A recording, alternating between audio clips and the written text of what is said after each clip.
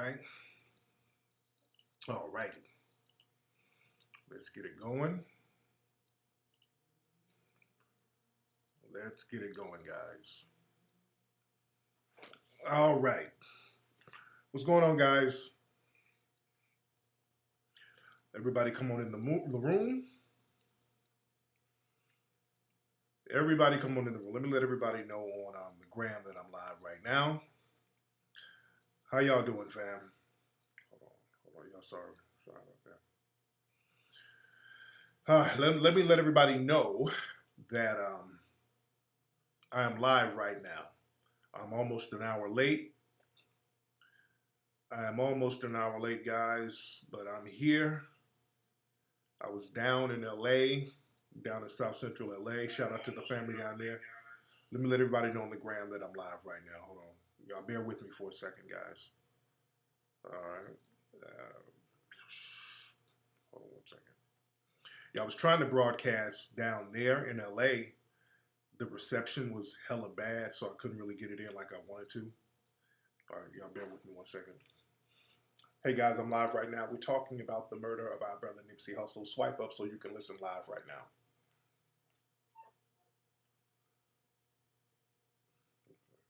Hold on one second, guys. Now this is acting janky. Hold on. Hey, what's up, guys? I'm live right now on YouTube. We're talking about the murder of our brother Nipsey Hussle. Swipe up so you can listen live right now.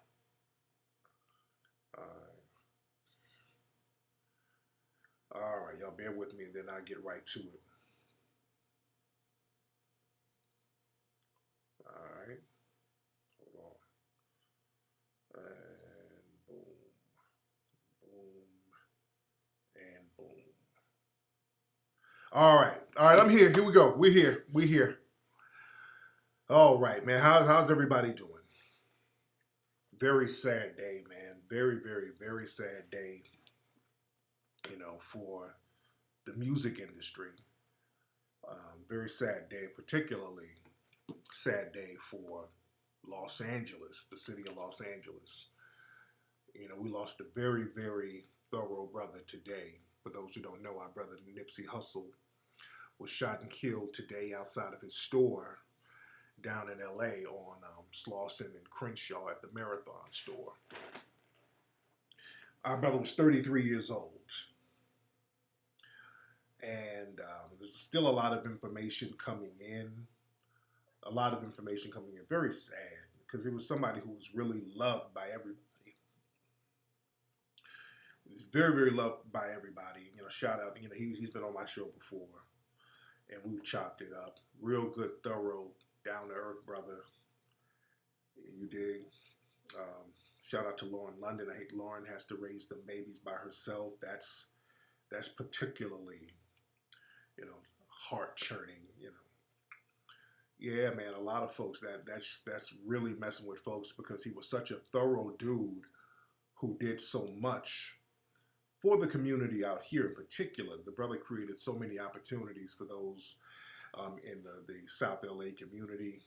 He did a lot for the hood, a lot of businesses, taught people coding, just really a thorough business dude to be so young.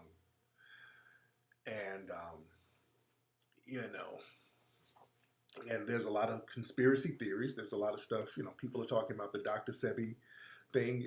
Actually, on Twitter, Dr. Sebi is trending, because I know my man Nipsey, and we discussed it. We discussed working on that Dr. Sebi documentary together. He was planning on doing a documentary about Dr. Sebi. Some people are saying that might have contributed to it. We don't know. There's a lot of theories floating around. One thing is this. Turn the volume. Can y'all hear me? Because I don't want people to be on some, I can't hear you. I can't see you. I can't this. Because when people do that, a lot of times people are trolling. So let me just make sure from the family. Can you guys see me and hear me fine? All right. You guys can turn it up. I'm good. Y'all hear me good? Okay. Y'all hear me good. Thank you. Well, let me listen to myself real quick. Hold on. You guys can turn it up. Okay, I'm good. I can hear myself. So somebody with a janky ass connection. Oh man. So, I was very, distraught earlier. I pulled it together. Um, so went down to the store, went down to the area, his store location today. I went down there to just kind of chop it up with the community, and a lot of folks out there. There's probably going to be more people out there tonight. The police had everything cornered off. Ran into my brother Riza Islam. My brother Riza Islam was there. Shout out to Riza. And a lot of people in the community were very glad to see us down there, to have us down there, just to really be out there on the front lines, because the block is hot right now. The block out there is real, real hot right now. And there were witnesses who saw who did it. And according to witnesses, it was a Negro, but you know how Negroes are co-opted by those in the dominant society. There's a video going around, and this is just some clout chasing Negroes. There's some video going around of some dude claiming that he did it. That's just a coon clout chasing, okay? So don't nobody share that video. There's some little dusty Negroes out here clout chasing with some little goofy nigga talking about he did it. He did the shooting, but it's some nigga who's acting like he's a blood. But according to people out there on the streets, it was somebody who was Crip connected who did it. But nobody believes that this was just gang related. Okay? Yeah, that video ain't real. That's just some clout chasing coon shit. But let me say this. Being down there, talking with the brothers and sisters in the community, nobody in the community believes that this is just gang related. Because in Black LA, cats ain't really getting down like that. Cats aren't doing drive-bys like that in Black LA. They're not doing that. Gang violence among Black people in LA is really down. You have gang violence with a few essays between them.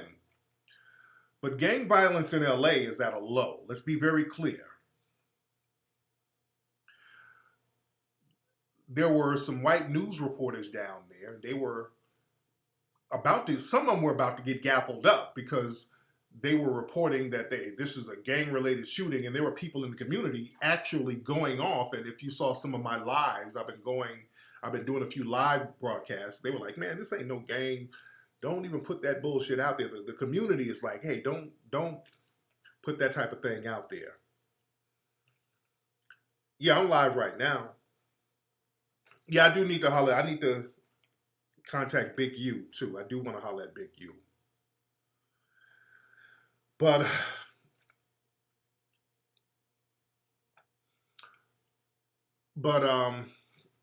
yeah, a lot the people in the community, they ain't buying the whole gang related thing.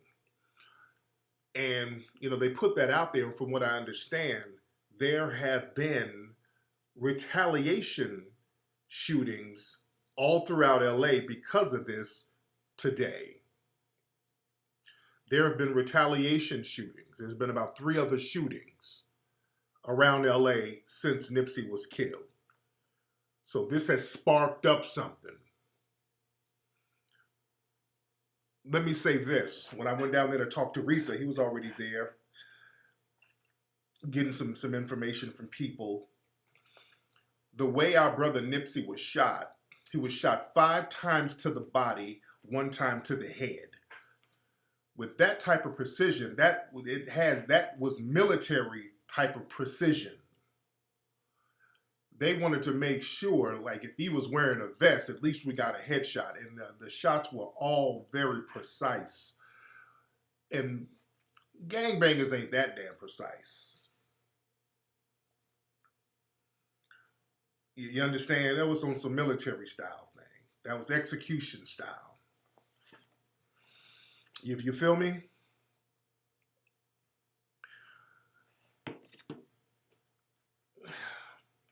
We ain't buying that this was just gang related, man. We're just not buying this was just gang related. This just seems so very orchestrated. Let me look online. Let me look up some stuff while I'm talking. I mean, when you have somebody like that, doing so many constructive things for the community, you do make yourself a target. You do, and that's nothing to be afraid of. And that's really what I want to talk about tonight. I don't want to be too mournful because I want to celebrate my brother's life. My brother lived like a G, went out like a G. He went out as a man. He lived like a man. He did great things. I don't want that to deter us from doing great things because of the fear of death. When I was out there today, a lot of people were coming to me, man, you got to be careful, Tariq. Man, people were very afraid for me. Man, yeah, that's all I kept hearing all day. Man, it's getting real out here. You got to be careful. I want y'all to understand, we got to be careful. We have to be careful, and we have to not be afraid of death. Because we're in a war. We are in a war in the system of white supremacy. They will co-opt their coons to work against us. That's why I'm just not going to buy that whole gang-related thing. This looks like some shit that was just orchestrated by the white supremacists, and they got one of their Negro minions to help them put the black face on it. But don't you be afraid. Because the thing is, these white supremacists are orchestrating our killings and our murders anyway. Even if you don't do anything, they're orchestrating our murders. Our brother up there in Vallejo, he got executed while he was asleep. Willie Bowe, the rapper Willie Bowe up there in Vallejo. This brother, I did a video earlier that day. He was tired. He was getting some Taco Bell and then dozed off in the Taco Bell drive-thru. And then the race soldiers just came and executed him. Shot this man 25 times, then said, put your hands up. It doesn't matter what you do, who you are. These white supremacists can still get you, so you better live. You better live your fullest life. You better live, Willie McCoy. You better live your fullest life out here. They killed that man in his sleep. This brother was sleeping, they killed him. So let's not be afraid, and that's the problem. A lot of us are afraid of death. We want to live. We want to enjoy life. We love life. Yeah, we got to move a certain way. You don't put yourself on the line of danger deliberately. You don't get out here and be suicidal, but you go out here and you do God's work. And you understand when you're going against a demonic system of white supremacy, the possibility of these demonic white supremacists setting up your demise is always there, but that's the cost of doing the right thing. Because we got to understand this, and my brother James Small taught me this. When you do great, you don't die. When you do great, you don't die. Now, our brother Nipsey, the physical is gone, but this brother made such an impact on the lives of people, he's going to remain. His spirit, his energy is there because he did so many great things. See, you got to live like that. And also, another thing, when we have people like our brother Nipsey's doing great things for the community, we got to go out of our way to hold him down. We got to go out of our way to make him safe. That's why I tell you guys, if I'm doing a project, hold me down. Y'all see why I'm telling y'all that all the time? Hey, if I'm doing a project like what I'm doing now with the buck breaking project, that's why I'm going out of my way to say, hey, y'all hold him up down because it gets real out here. You understand? This thing is real out here.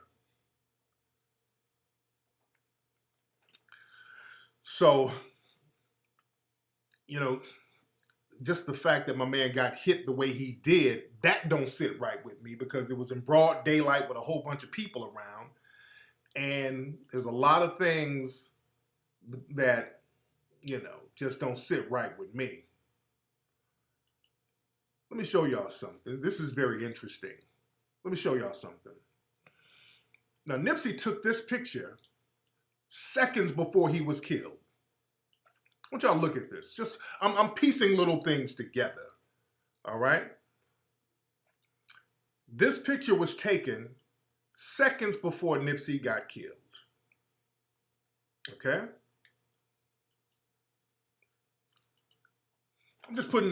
I'm not being accusatory, but that picture that I just showed, some girl, her name was Ayana. I've been doing some research. Some girl named Ayana came up to Nipsey and said, "Hey, take a picture with my child." And I'm just putting stuff together. But some girl asked him to take a picture with this kid.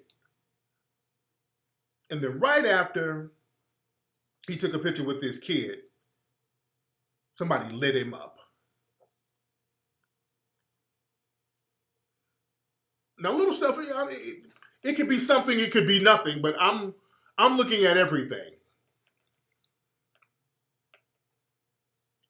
That's not his son. Yeah, that's not his son. That is not his son.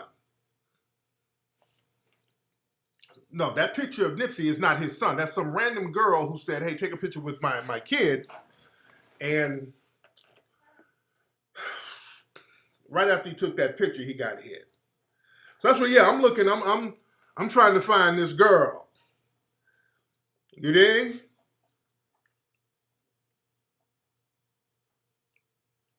I'm not accusing anybody of anything. I'm not accusing anybody of anything, but, you know, we as a community, we have to start looking for persons of interest.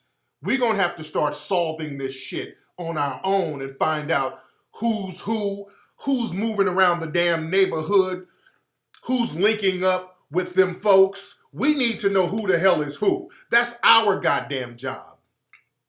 See, we're going to have to start learning how to run a goddamn community so that these race soldiers don't come in and start infiltrating niggas and then you get hit in broad daylight and don't nobody know nothing. We need to know who's in the neighborhood, who's setting somebody up, who knows somebody who might be setting somebody up. These are the questions that we need to ask. We don't have to go to the police. We need to handle this shit. You understand?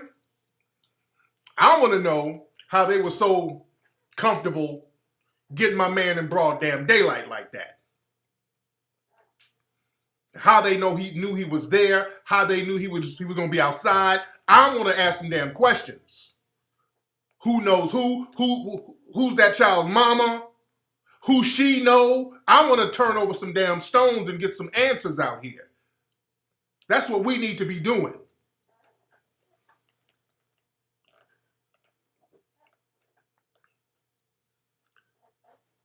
See, we got to stop playing out here because it's getting real. And we're going to have to know how to run a community on our own. And we're going to have to know how to police a community on our own so we don't have coons and infiltrators out here hitting our people who's holding the community down. My man should not have been hit in no broad fucking daylight. Even though the person who did it was a coon and they could have been co-opted by the government, they still should not have been able to hit our brother in broad damn daylight at his store. We got to hold people down better than that.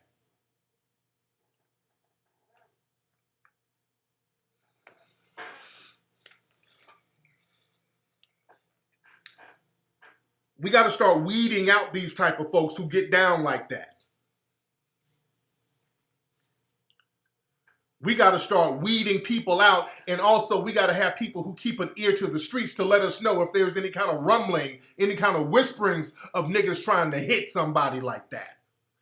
Everybody's ear needs to be to the street, so they could have gave my man a heads up. Hey man, the block is a little hot for you right now. People should have held our brother down harder than that.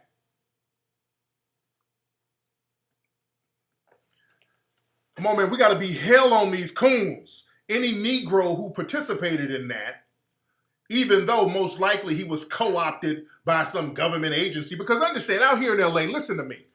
Out here, they've been trying to come out here and lock down these black neighborhoods. Do y'all know they've been doing military drills in LA downtown? I've been telling y'all about that for the last few months. Remember, I'm telling you about the military drills they're doing in downtown LA. They've been out here planning something. All my LA people, y'all know what I'm talking about. They've been doing military drills downtown LA in the middle of the damn night. And don't nobody know why. You understand? So this ain't, every time we say there's a conspiracy, it ain't no tinfoil hat. There's something to it. So they're trying to get back in these black areas and put the National Guard in, and then look like they're trying to create some kind of gang beef again, because black folks are just, we've been chilling out here. We've been chilling out here. There's been no gang violence, no. So this is just so odd and out the blue. Everybody in the hood is like, hey man, gang war. This ain't no gang. That's why I wanted to make sure we had people on camera in the neighborhood saying, hey, they were rejecting the whole gang violence thing. Everybody in the neighborhood today were saying none of us believe this is just some gang violence, because we don't rock like that. You dig? And we have to understand, man, white supremacist groups, they have infiltrated law enforcement, the whole nine. So they're working law enforcement. I'm just talking facts. Facts. This is not conspiracy.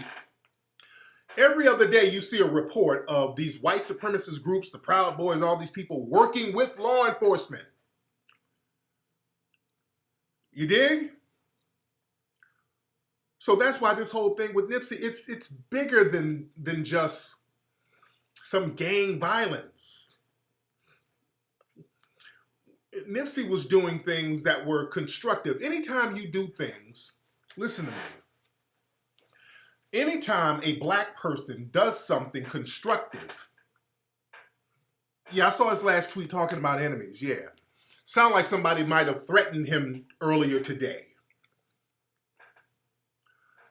Sound like either somebody threatened him or maybe somebody did warn him. His last tweet, let me show y'all, and everybody knows about his last tweet. He tweeted something an hour before he got hit. Hold on, let me see what the tweet is. The tweet said, and they might, because he's deceased now, they might just take down his Twitter page pretty soon.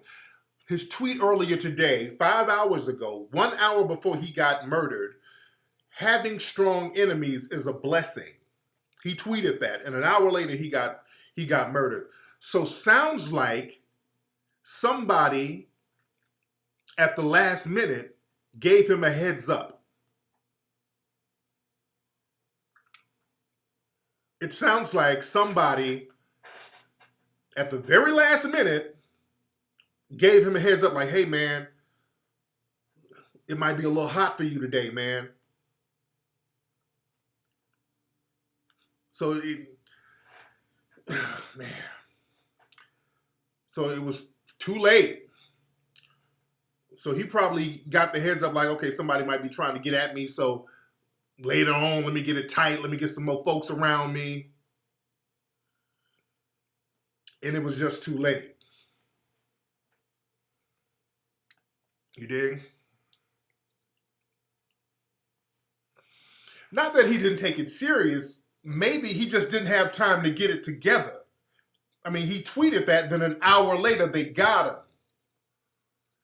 So he probably didn't know that it was, that it was going to pop off like that so soon. He probably didn't know it was going to pop off like that so soon. You did? But look, when you have hits like that on very prominent people, almost all the time, there's some funny style people around them. Almost all the time, there's somebody who got close, who's giving somebody intel. Because how did his enemy, know he was going to be at that store at that time? You got to ask questions here. That's why I want to know who else was around. Who were these folks around?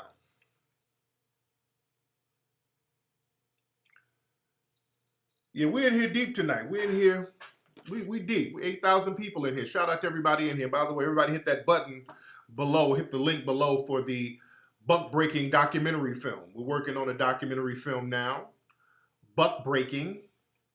We're exposing a lot of stuff. And again, it's dangerous information, but we got to keep on. We 10,000 deep in here. We heavy. We heavy.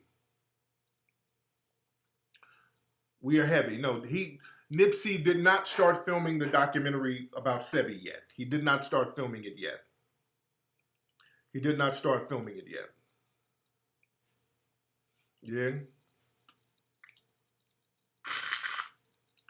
But like I said, man, I want to know who are the people around. How did they know to go up there and get at him at that particular time?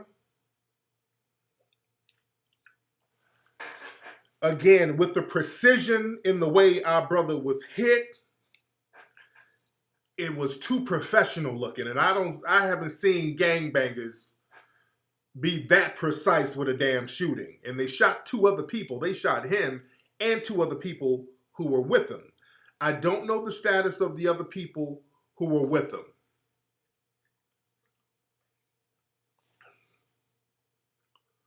I don't know the status of the other people. But it looked like somebody who was around that store gave the drop that he was there. You understand? We got to look and see. When Dr. King was killed, half the niggas around him were agent provocateurs. They were on the FBI payroll. You dig? That happens. You got to watch the people who are around you. They died too. The other two people died. I want to know who they are. Please be safe and I know. Look, I understand. And, people been texting me. People texting me now. Who is this? Yeah, and that's another thing, too. Yeah, my man Mike. Shout out to my man Mike. Look, Crenshaw Boulevard, that's another thing. That's Crenshaw Boulevard, man. Crenshaw Boulevard and Slauson. There's cameras all over the place. Where's Big? Y'all keep saying Big U. Where's Big U? Is Big U in the chat room? Yeah, we're in here heavy. We're in here heavy. We 11,000 people in here. We're heavy. Everybody hit that button, the Kickstarter thing below. But yeah, I'm gonna be safe. A lot of people are saying that to me. A lot of people are like, be safe. Look, I know the threat. Trust me, man, I know the threat. I know the threat out here, man, because we are in a war. We got to understand that. We all are in a war. And I saw, there's actually video footage of Nipsey after he was shot. There's actually somebody was taking it with their camera phone. And I saw that he had a shot to the head. And I saw the shot to the head. I said, and I wasn't going to repost it just to be respectful. I wasn't going to repost that stuff. But, when I saw the shot to the head, I said, oh, my brother, I don't think my brother's going to make that. I don't think he's going to make that. But,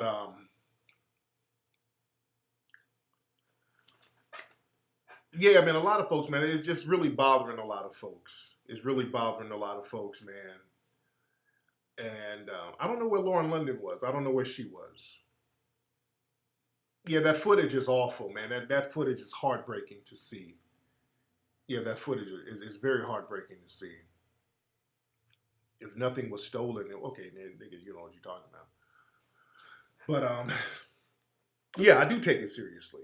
I do take it very seriously. I didn't go to Ron Newt's funeral. I did not. I didn't go to it. I wanted to, but I just didn't get a chance to go to it. I found out about it at the last minute.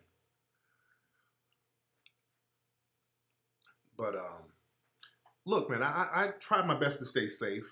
Look, I already know the kind of work that I do. I try to stay safe. That's why I rotate around a lot. I'm always staying at different locations. That's like when y'all see me doing my lives, y'all see a different background because I got little hidden spots all over the place that I rotate to. Because a lot of times when I'm working and editing, I don't want to be in one central location because I know that the feds and all these people, they track my IP addresses and they watch. They watch me now. I know I'm under FBI surveillance. I know that. I've shown you guys FBI vans in front of my house. Every day there's a pizza van and a car wash van and a cable van and a flower van every damn day. So I already know. So I rotate. So look, I know I'm a target, but I'm a moving target. I move around. If you're going to get me, you're going to earn your FBI money. Well,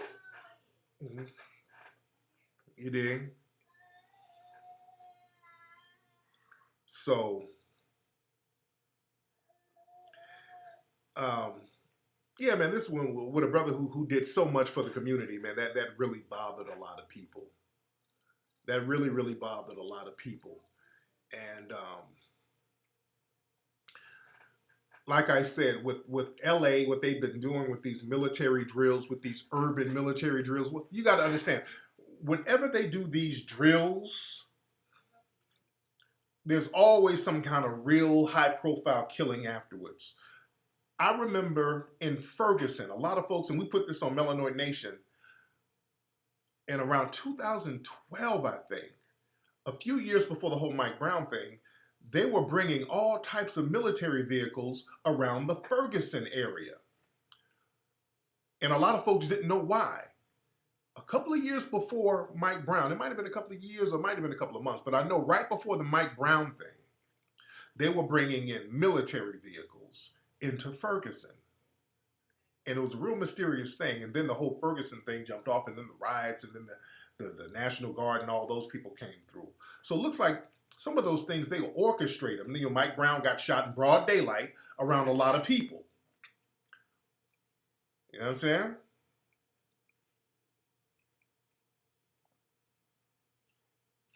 And understand this. I've been telling people, watch out for the month of April. Now, this is a hell of a precursor to the month of April. The month of April is very significant in white supremacist culture. The first day of April is tomorrow. So with something like this, setting it off, it's about to be a very ugly month. All right? The month of April starts tomorrow. Yes, there's going to be retaliation. Unfortunately, there has been. There's been 3 other drive-by shootings in South Central LA today after Nipsey Hussle got killed. There's been 3 other shootings. When I was down there in LA, as you saw in some of the footage I posted earlier, the block was hot. Streets, cops all over the place, helicopters all over the place, drones all over. There's drones flying around all over the place. So don't be surprised if some stuff really, really pops off and they'll use this to justify moving in high-tech military into the South Central LA area. You understand? So this is why, and our brother Rizza, he was talking about this earlier, don't retaliate. Any guys who's banging or whatever, do not retaliate. Chill on that, because this looks like a major setup. All my street cats out there, don't use this as a thing to retaliate against. See, because now there's some back and forth stuff going on out there, and this looks extremely orchestrated. This looks like a chess move orchestrated by higher ups. Again, they've been trying to figure out ways to militarily lock down these black areas for a minute. They want to do that in Chicago. They've been wanting to do it in LA because, you know, this is the turn-up capital. So the thing gets real out here, man. This thing gets real out here. Yeah, we 12,000 in here. We're in here heavy. Dude, they're up here talking about some dude said he did it. Those are some goofy clout chasing dudes. things. All right? Y'all stop believing every little goofy clout-chasing Negro you see on the internet. My goodness. So it's April 1st in Eritrea? Yeah. But this is bigger than a gang thing. Nobody in the streets of LA that I've talked to since I was out there earlier, nobody's really believing that this is just gang related. They're going to use this as justification. This is the proxy to kind of get some stuff going, because law enforcement out here, they're known for doing that type of stuff. They are known to instigate certain things and then swoop down on everybody after they've instigated a beef. They used to do that in the 90s all the time. So for them to hit a person this high profile, it just looks like it was orchestrated from the top. Dig? Okay, look like we got some white supremacists in here, and that's okay.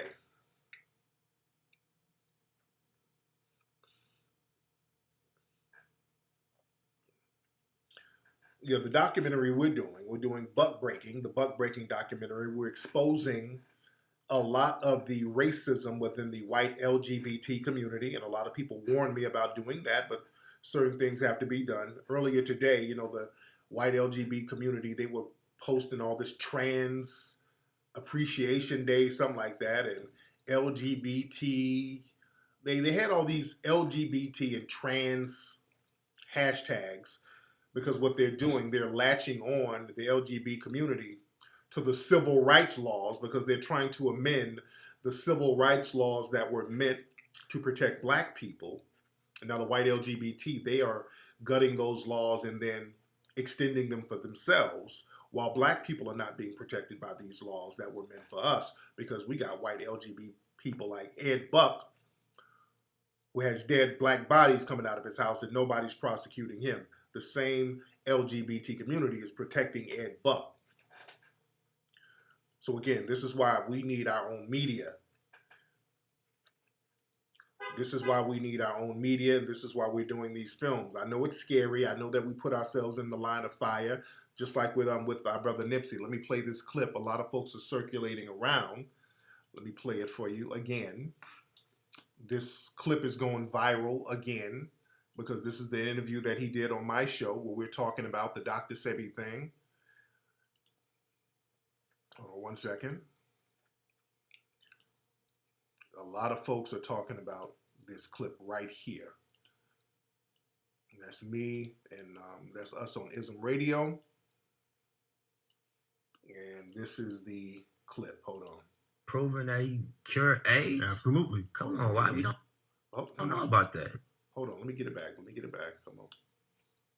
Okay, here we go. Proving that you cure AIDS? Absolutely. Come on, why we don't know about that? Absolutely. And and he just died mysteriously down there. You know what I mean? Yeah. And so you know how they play. Oh yeah. Niggas was tweeting me, Hustle, be careful, man. Your plane gonna go down. I say, you niggas better ride for me. Yeah, that's what I'm saying. Don't pray, ride. There you go. See,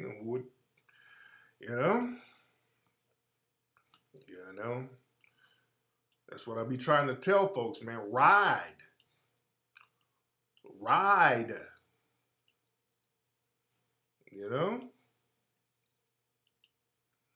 This thing is real out here. Man. Yeah, he was on ISM Radio. Yeah. You guys can look at the whole interview. You go to ISM Radio. Just type it in YouTube after you watch me broadcasting here. Type in IZM Radio Nipsey Hussle.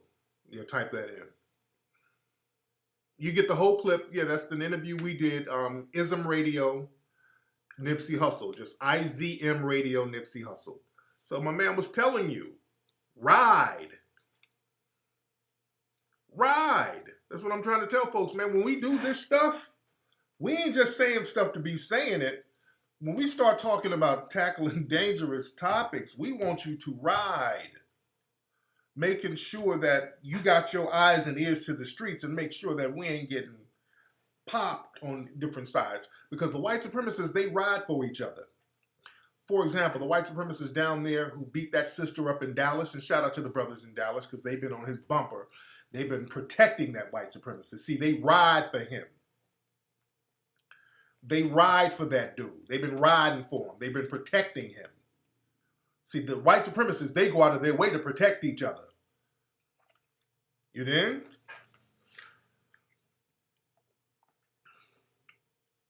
So, yeah, hit that like button. Everybody hit that like button. Everybody hit the like, and everybody subscribe. Everybody who's watching now, everybody hit that subscribe button. And that's what I ask, man. When I'm doing these movies, again, when we're doing these documentaries, we need you to ride. We need you to keep an ear to the streets. Make sure these white supremacists ain't plotting. Keep an eye on them. Because a lot of us are high profile, so we can't go out there and get at them the way we need to. So we need people on the low to handle that. Yeah. Man, Nipsey was doing great things. And for them to hit him like that, that was political. That was political because they knew that Nipsey was a very beloved person in LA.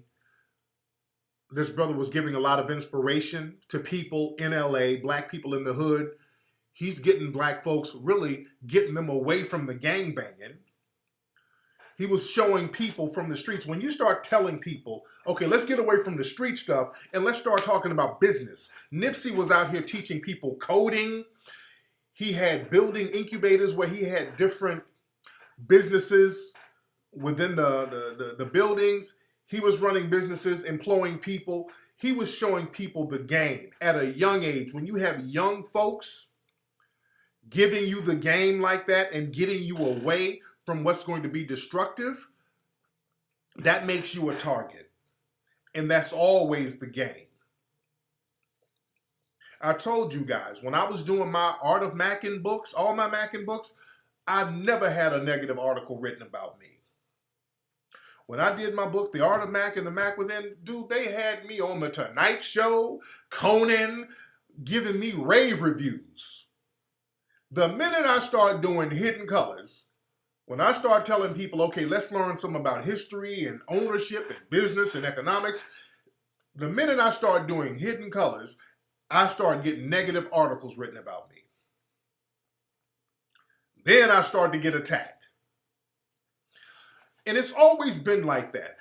And Neely Fuller talked about this before. Back in Chicago in the early 1900s, there were some brothers called the Jones Brothers. We're my Chicago people. The Jones Brothers were the policy kings. They were numbers runners. They had like this illegal lottery going on, but they were making millions of dollars doing it. And the white supremacists knew, the people, the powers that be knew. They knew what they were doing. You know what they would do? They would kick off a little money here to the city, to the politician. You know, they'd trick off a little money to them. But they knew what was going on. And the Jones Brothers were really, I think at one time, a lot of people say they were the richest black men in the country. The Jones Brothers were not a joke. They had an enforcer with them, a brother named Albert Baby Bell. Albert Baby Bell was a gangster. He was a gangster and a pimp. As a matter of fact, Albert Baby Bell, he was their enforcer. So if anybody messed around with the money, they put Albert Bell on him. Baby Bell would be murking cats. Baby Bell murked a few cats and never went to jail. So that showed the power that these guys had. These were some ballin' brothers. As a matter of fact, Baby Bell, he was the one who taught Iceberg Slim how to be a pimp. Iceberg Slim wrote about Baby Bell in his book, Pimp. He changed the name to Sweet Jones. Okay? If you read Iceberg Slim's book, he talks about meeting this older pimp named Sweet Jones, but Sweet Jones was actually Baby Bell, and actually Iceberg Slim named one of his kids Bell or something like that. So, but the fact is, the Jones Brothers, these guys were numbers runners. And what they wanted to do, they wanted to go legit because they funded a lot of legitimate businesses in Chicago. Yes, They own Cook County. I mean, these brothers were running shit. And then they wanted to start going legit. They wanted to get out the street stuff and start going legit and clean their money up. And the minute they wanted to clean their money up, the white supremacists put that Italian mafia on them. They put the mafia on them and ran them out of town. A couple of the Jones brothers, I think they went down to Mexico. The last one to hold out was a brother named Teddy Rowe. And Teddy Rowe got murked by the mafia. But the minute you start talking about going legit, doing something constructive, if you've been into some street shit, the minute you want to go legit, all of a sudden you become a target. You dig? Shout out to Tuskegee in the house. Yeah, and Teddy Rowe went out like a soldier. He allowed the mafia to kill him because what happened, they were trying to kill him, but he kept busting back on them.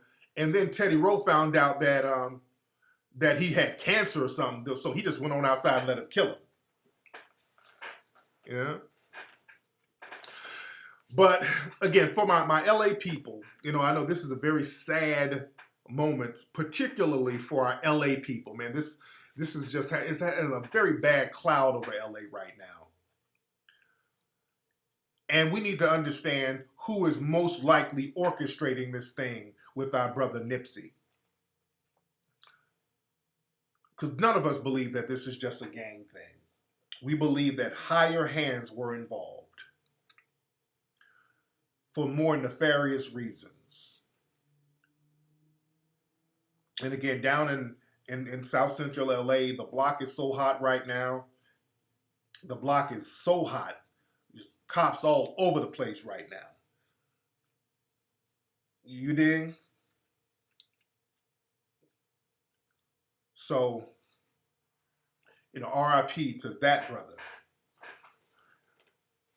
And again, a lot of people are saying, hey, man, we want you to be safe. And, I try to be as safe as I can. But we do realize that we're in a war. You should not be afraid. We got to stop having this fear. Because like I said, we don't die.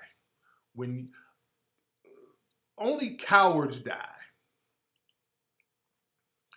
Cowards die. Riders don't. Riders live on. Cowards die and coons die because their legacy doesn't live on. Yes, the LA is very gloomy out here right now. My lady is sad.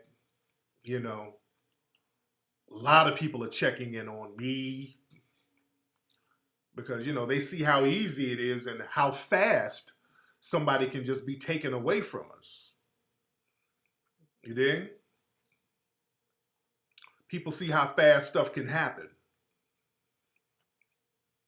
And let me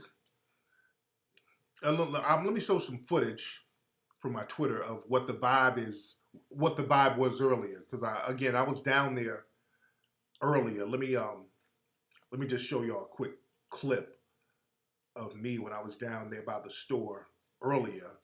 And just the presence down there with the police and just the energy that was happening down there.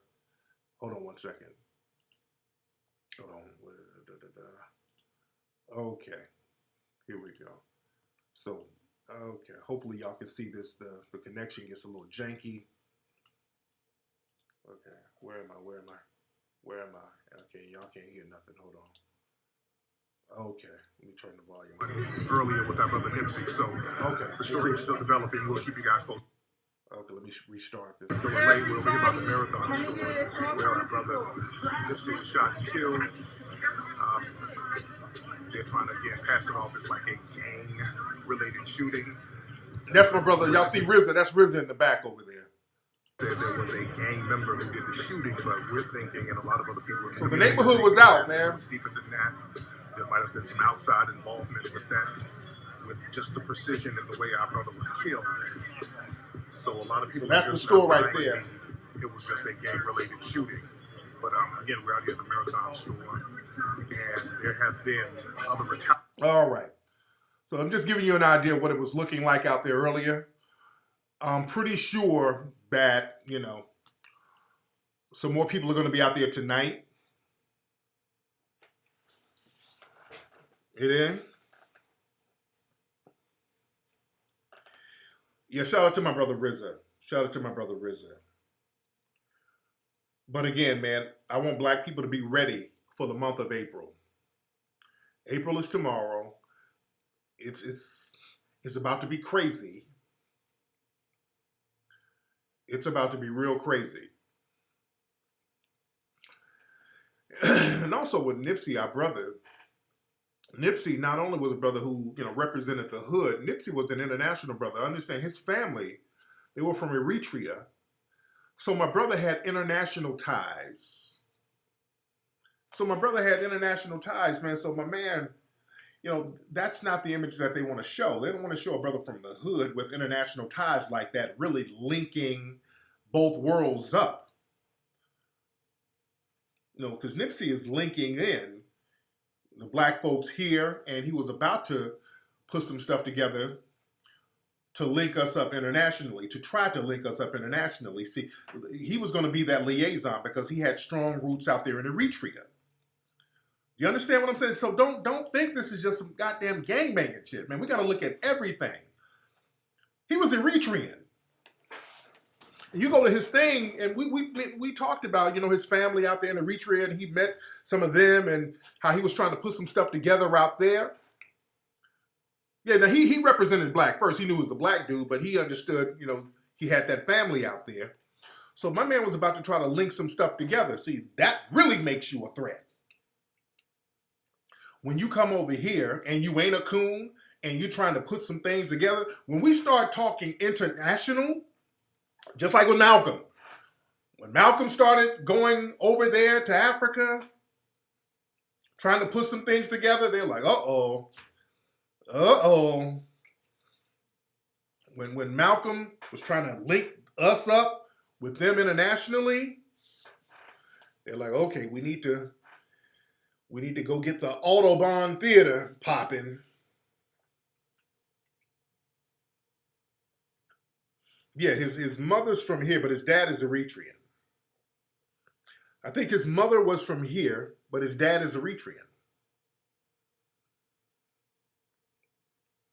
Yeah?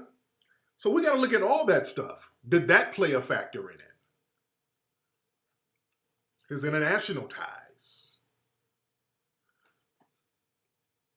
Yeah, they got Malcolm's grandson too.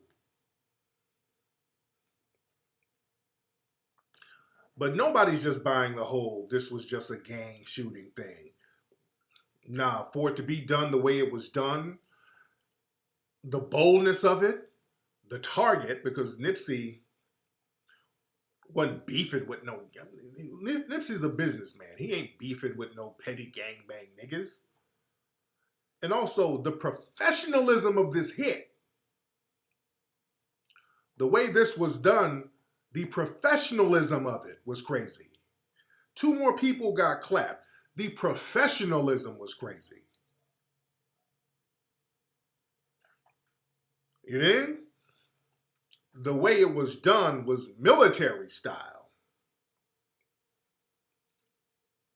Yes, I'm moving carefully out here, man.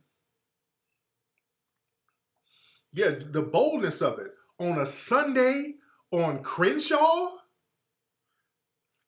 Crenshaw is people kind of kick it on Crenshaw on Sunday. And that's a busy intersection too, by the way. His story, for those who don't know about LA, this ain't off in the cut somewhere. This is a hell of a busy intersection. This is Crenshaw and Slauson. This is a hugely popular intersection, especially on Sunday.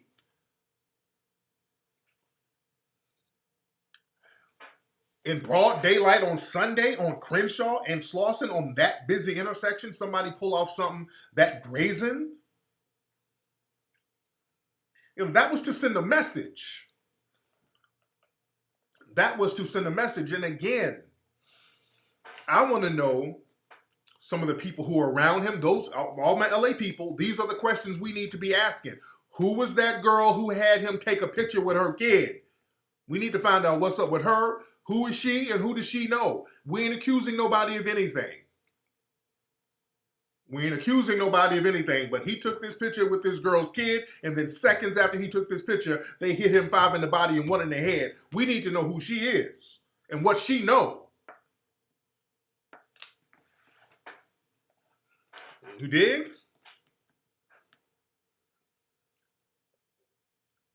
Because that was a message.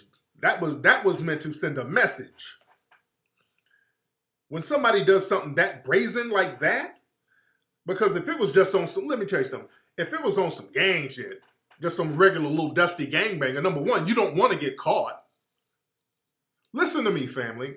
Listen how the gangbanging thing go. When you do a drive-by, you want to do it somewhere low-key. You want to do it somewhere at night, on a side street, possibly in front of somebody's house. You're going to case them out somewhere on the side street where there's no cameras. You know there's going to be cameras all over the place. There's cameras everywhere on Crenshaw and Slauson and all those businesses. His business has cameras. So you want to do that off in the cut somewhere. If you're just a regular little dusty gangbanger, you're going to hit him at a traffic light. You'll follow, just like they got Tupac in them guys. They kind of followed him and swooped around and got him at the light and then dipped. You dig? When you go up to his store, knowing that everybody's going to be around that area on a Sunday in broad daylight around all these people, you had somebody helping your ass. They can try to make it seem like just some little dusty gangbanger. A dusty gangbanger had somebody backing him up to do it like that on Crenshaw and Slauson on a Sunday, on one of the busiest days on Crenshaw. Yeah, it didn't make sense to be gang related. It didn't make sense. No, that wasn't his daughter in that picture. That wasn't his daughter in that picture.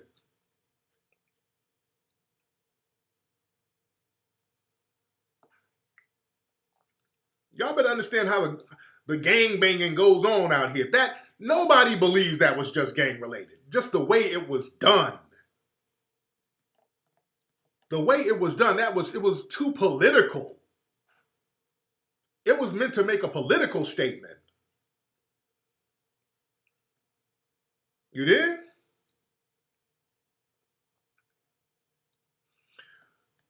And the precision in which it was done.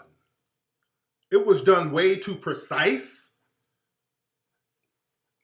Then they got away. And then has the police told y'all about any suspect yet? It's been hours since the shooting. The police, have they said anything about a suspect yet?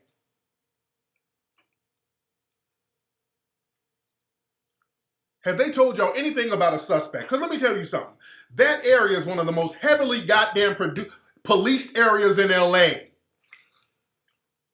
That's why when they start talking about certain people get hit and they don't know who did it, just like with Biggie, they know who killed Biggie. When all of a sudden, you got these areas where it's nothing but damn police out there in South Central on Crenshaw, especially on Sunday, it's loaded with police. The police are out there deep every day, especially on Sunday. Now, a high-profile murder on Crenshaw and Slauson and you don't know nothing? Fuck out of here with that bullshit, man. Really? These are from people who don't know about LA. I've been out here for 30-something years. Nigga, some parts of LA, the minute you get on Crenshaw, you get pulled over for tinted windows. Nigga, they pull you over for any and everything on Crenshaw. The cops swarm Crenshaw. Cops are crawling all over Crenshaw. And Crenshaw and Slauson, that's the heart of South Central.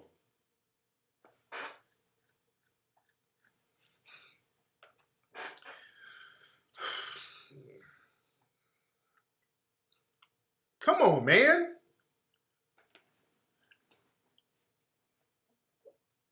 That's why we were out there, getting some first-hand footage of what was happening out there,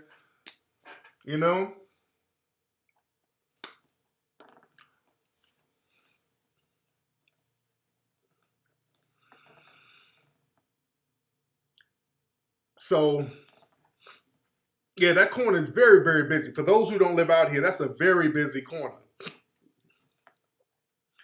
You know, people be out there, you know, just selling T-shirts, and that's a very busy corner in South LA, man. So, yeah, don't let people hit you with the black on black crime thing. It's deeper than that. Don't let people hit you with that, oh man, this black on black crime. Even though they got a Sambo to do it, it's bigger than that. We believe it's bigger than that.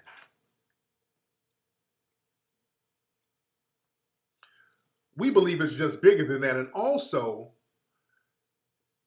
if this, I just want to get you in the mind of a gangbanger, guys. I want to get you in the mind of a gangbanger. If I'm a gangbanger, if I'm just a dusty little Negro just gangbanging, think. Let's just put our thinking caps on. For a lot of folks who don't live in LA, I live out here, been living out here for years. I'm telling you what I know. If I'm a dusty gangbanger and I'm repping my hood, the last thing I want to do is make my hood hot. If I'm out here gangbanging and I'm repping my hood and I want to retaliate against somebody while I rep my hood, the last thing you would do was hit a high-profile person like that. Unless you got some kind of government backing. But why would I hit a high-profile person like that knowing that the entire block is going to be hot? Do y'all know how hot the block is right now? The block is hot. So you shut down the block. Can't nobody hustle. Can't nobody make no money. Can't nobody be out here trapping. You can't do nothing right now. The block is hot. Whoever did that shut the whole block down in LA, nigga. You can't do nothing right now. They got copters, helicopters everywhere. They got drones everywhere right now. The block is swarming. You done fuck. If niggas out here trying to get some money, that's done right now. For the next few weeks, you ain't getting no money out there. So a dusty little Negro doing that, just fucking the whole block up like that, that's like, because your own set, I don't know what set would want to get that heat. What set are you repping who would want to get that kind of heat hitting a high profile person like that? What set wants that heat?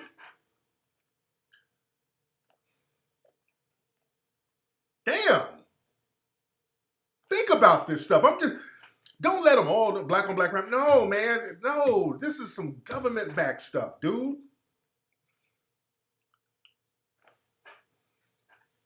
Man.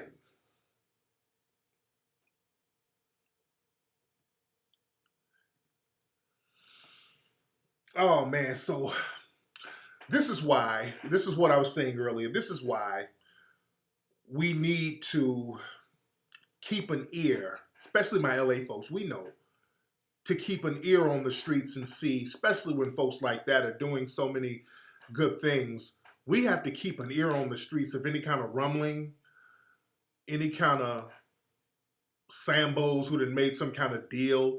Because what happens, you got to understand this. You get dudes out here, they might get hit with a drug charge, and once they get that drug charge, somebody pull them to the side and say, hey, look, I know you got this drug charge, but look, bro, you got a choice. You can either go to jail for 20 years or you can help us do something.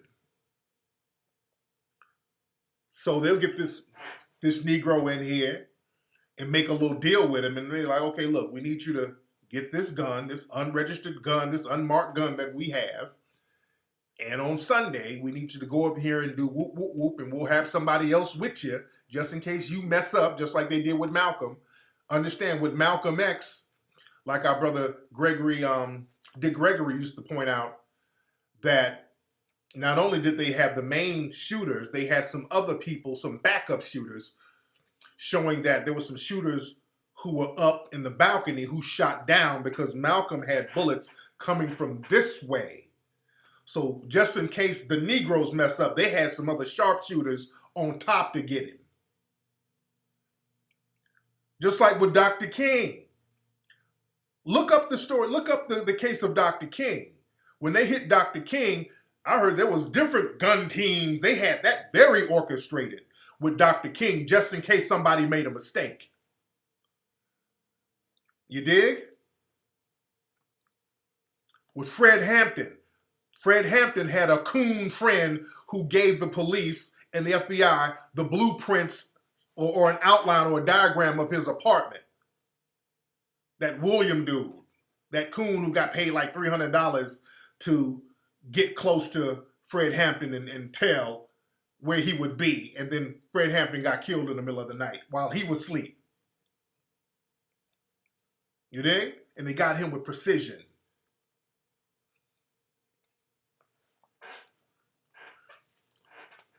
Yeah, so the way they hit our brother today, with the precision in which they hit him, was insane. Yeah, Dr. King, yeah, they smothered him at the hospital too, by the way. After Dr. King got shot, he was still alive when they took him to the hospital, and they smothered him at the hospital. Look that up.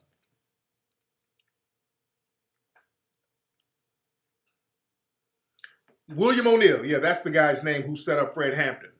We better understand there's some real niggas out here who are coonish, and they will get with them folks and undermine us. It's real. It's not a conspiracy. This is real. It has happened over and over again. This is why, as a community, we need to look out and see who the people are who's moving funny. We need to watch certain folks in the neighborhood who done got a bunch of crazy charges, and all of a sudden they got the charges dropped. I talk about that all the time. I talk about cats. They done shot up 2 and 3 folks and slung about 18 kilos of dope, and then all of a sudden they at the club with a bottle and some sparklers celebrating their release after a week. Like, damn, how'd you get out? No, man, you know, it was a technicality. But anyway, you know where I can get some cocaine? You dig?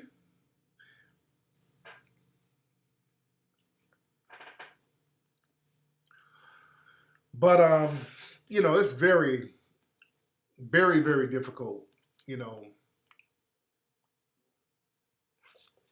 accepting what happened to our brother today, man. He was such a great guy, such a good dude, and he was such a person who was repping the city on a grassroots level. He was representing the neighborhood on a grassroots level, and he was so inspiring to a lot of people, man.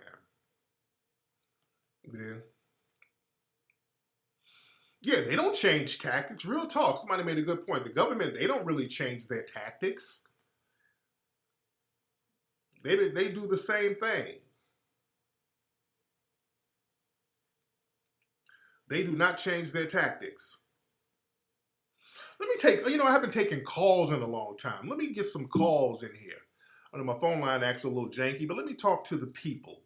I haven't taken calls in a minute. I'm going to take calls for the first time in a long time tonight. Let me see if I can get my phone line working.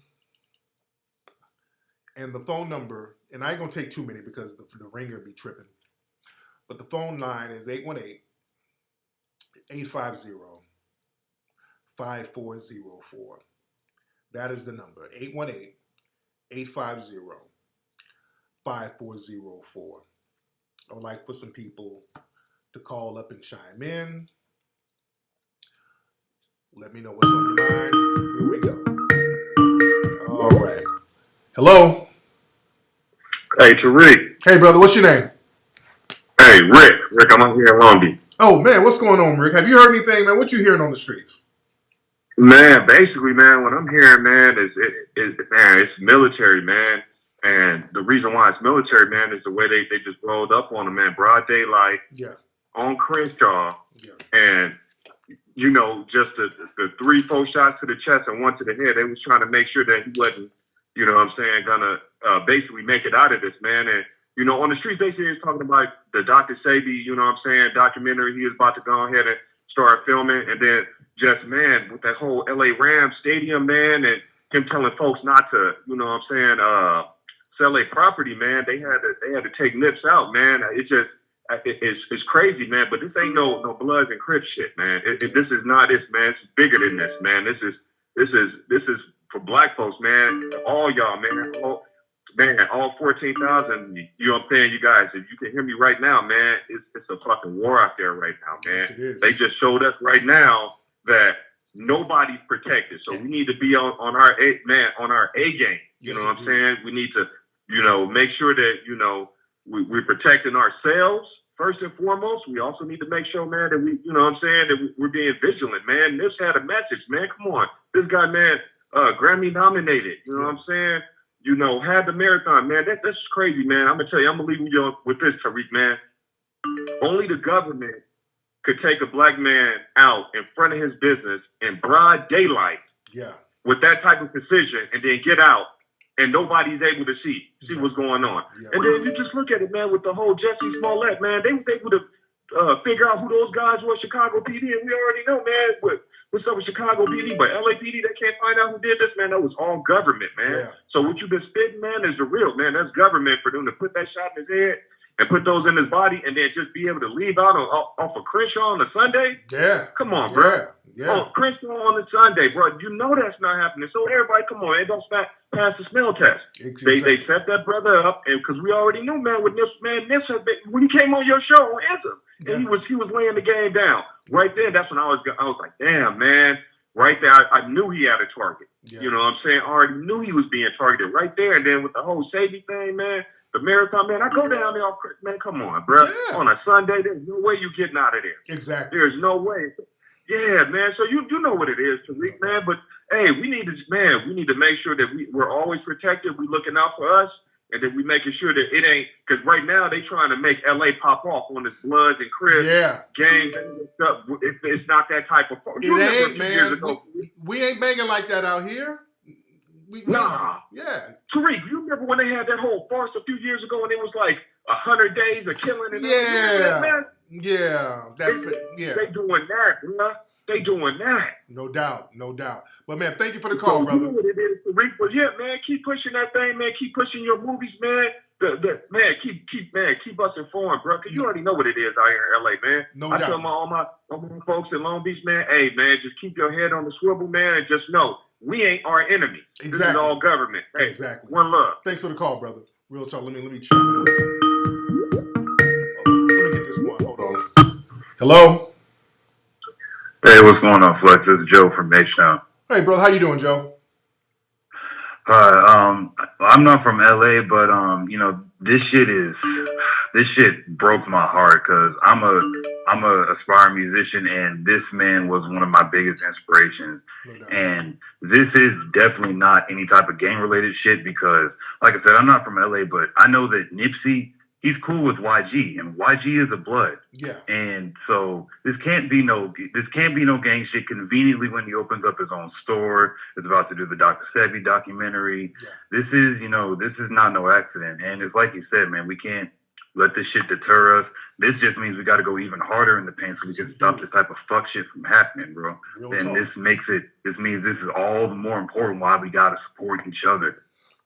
We got to crowd around you, and we gonna hold you down when you do this buck breaking documentary. Trust, man. So that's all I got to say. Man, so appreciate it. Thanks for the call, brother. I want some of my LA people to call in. I need some of my LA people to call in. 818. Give me LA. I want my LA folks. Okay, here we go. What's up? Who's calling? Hey, what's next? Hey, what's up, man? What's up? Who's calling? Hey, this is Jared out of Dago, man. Hey, how you doing, Jared? Hey, what's up, man? Okay, turn your computer down. And I'm thinking that since you was there. Oh man, turn your computer down, man, because you're getting an echo there, bro. My bad, Flex. Can you hear me? I can hear you now. So what's on your mind, brother?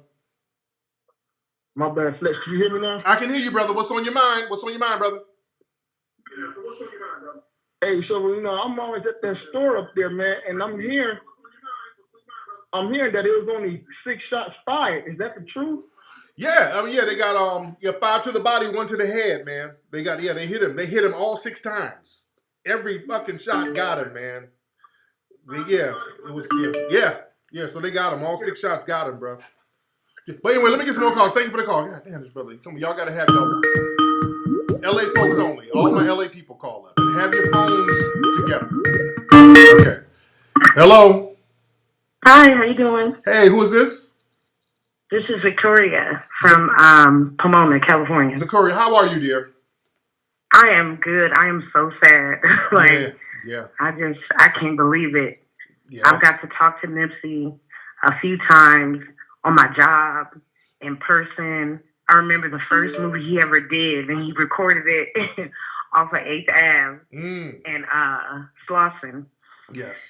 I remember when he first bought he leased his first spot right there on Slauson by the gas station, the Shell gas station. Yeah. So it's so sad. Yeah. You know, it's like we encourage each other to do better, and we applaud people that do better, and we want our people to teach each other what to do, and he was doing that, and it was taken away from us. Yeah. You know, it was taken away from us. He was only 33. 33 years old, you know? man. That's young, brother. 33, putting it down. Yeah, man. Putting it down. And the thing, I just find it so funny. I was watching Martin Lawrence on VH1 today, and he was doing a karate scene. And then he was doing the karate scene at a bar, and it said Nipsey. And then later on, I had a homegirl hit me up like, girl, you heard what happened to Nipsey? I'm like, no. She's like, it's all over the news. And I was just so heartbroken. Yeah. We have to learn to protect each other. Yes, it's getting real serious now. Yes, ma'am. All right, thank you for the call, sister. Let me get some more calls. You're welcome. Yes, indeed. Okay. Let's see. Talk to LA folks. What's up? Who's calling? Hey, what's up, Tariq? It's Alante from Inglewood. Hey, Alante, how you doing, brother? Man, I'm messed up, man. This really messed up my day. Yeah, man. What's the really, vibe? What's the vibe in Inglewood? Loop, what's the man, vibe in Inglewood right now? Check this out, though. Go ahead. So how somebody run up on Nipsey at his spot, which most of the time you can see. Sometimes you know Nipsey there, sometimes you don't. Yeah. But for some random person that's not from here to hit him like that, when LA already got love for Nipsey. Yeah. And Nipsey was beyond the gangbanging stuff. Yeah. Just take a look at when he checked Cardi B for when she was talking disparagingly about Chris. He was like, hey, chill out. If you're not about that, don't do that. He was a very positive dude, man. Oh yeah. And that community, that community around there, they love him, man. But check this out. Crenshaw has construction going on right now. It does. Yes, it does. So somebody that's from here, they already know, like, it's already busy. It's hard to get up out of there. Yes, it is. So how did this person shoot this man 6 times, and somebody films it, and he just get away? Yeah. What's up with that? On a Sunday, and they're building a train something up there, right? Like it's a train that's going on. Yeah, so the streets are all jacked up around that area. Yeah. On top of Exactly. it being busy, so that's why it's real funny style. Yeah, man. It's real funny style, man, and the people not having it. Yeah. It's not no Bloods and Crips going on right now. It's not none of that, because all of them they moved to Vegas. Yeah. They out in Vegas, they out in Lancaster, they out in Palmdale. They not even in LA like that no more. Real talk. Because LA don't even look the same as it did 10 years ago. Exactly. So I just want to say, we need to find this. We need to find who did this, and we need to get some information. No doubt. Because this can't sit. I know everybody's emotional right now, but like we've been saying, we gotta know you're in a war, and you gotta respond accordingly. Don't go out here and do nothing stupid tonight, man. And that's all I gotta say for my people. Much and respect. I'm out, man. Tariq one. Respect, brother. Man, who the hell is this call? I'm getting random phone calls. What the fuck is calling? Hold on. Hey, what's up? Who's calling? Hey, what's up, Tariq? What's up? Who's this? My name's Manny. I'm calling from Linwood, California. Manny from Linwood. How are you, Manny? I'm good, man. Just heartbroken hearing about what happened to Nipsey, man. Man, that's horrible, ain't it? Yeah, well, one of the things I wanted to mention was, like, he was pushing a lot, like, blacks and Latinos, we need to come together. You know what I mean? And you know what I mean? I think that's one of the reasons they probably took him out too. You know what I mean? Because like Mexicans, Latinos looked up to him, right. Blacks looked up to him, and when he just kind of like brought us together. You know what I mean? And no doubt. That was important. That was important for me. You know what I mean? Because I always feel like that's how it should be. Blacks and Latinos, we need to like join up in LA. You know what I mean? And we need to just and take care of each other because as we can see what the things that happened to us. No doubt. I'm just heartbroken, man. Heartbroken right now. I feel you, man. Much respect. But thanks for the call, bro. So my man, I see y'all clowning. No, he wasn't trolling. He basically like, we're all in this together. He basically did this. We're all in this together. I told y'all about the we all in this together. I saw y'all clowning low key. Y'all trying y'all damnedest not to clown. But y'all couldn't help yourselves. Y'all were trying your damnedest not to clown. Who in the hell is this, man? What the fuck is this? Hold on one second. Who is this? Who the fuck is this? Yeah, somebody. I'm getting random texts from people. I don't know who these people are. Text me about Nipsey.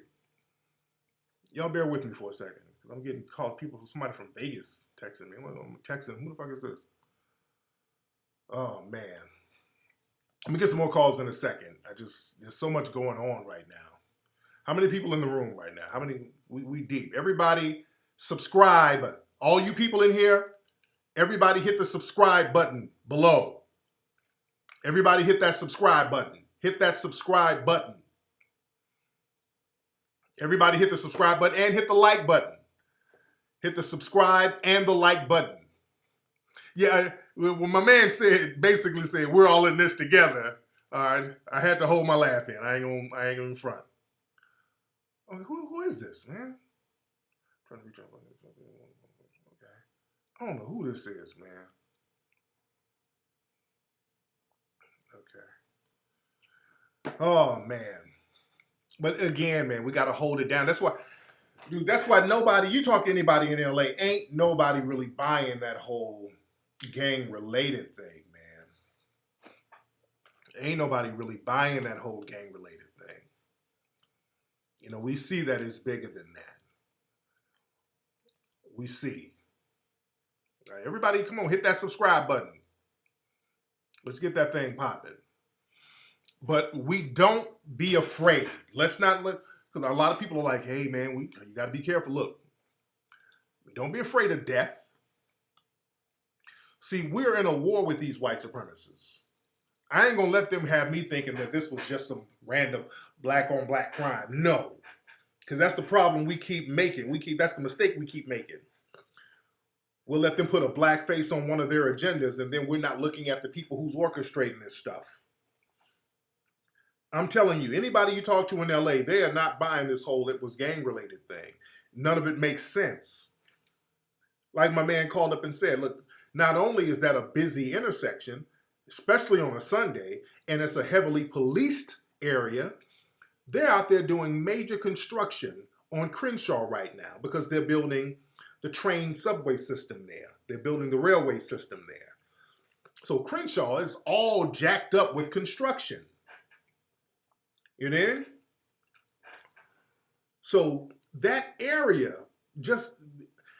it's not even practical for a random so-called gangbanger to do a drive-by there unless it was completely orchestrated and planned, man. That had to be planned, and you had to be assisted.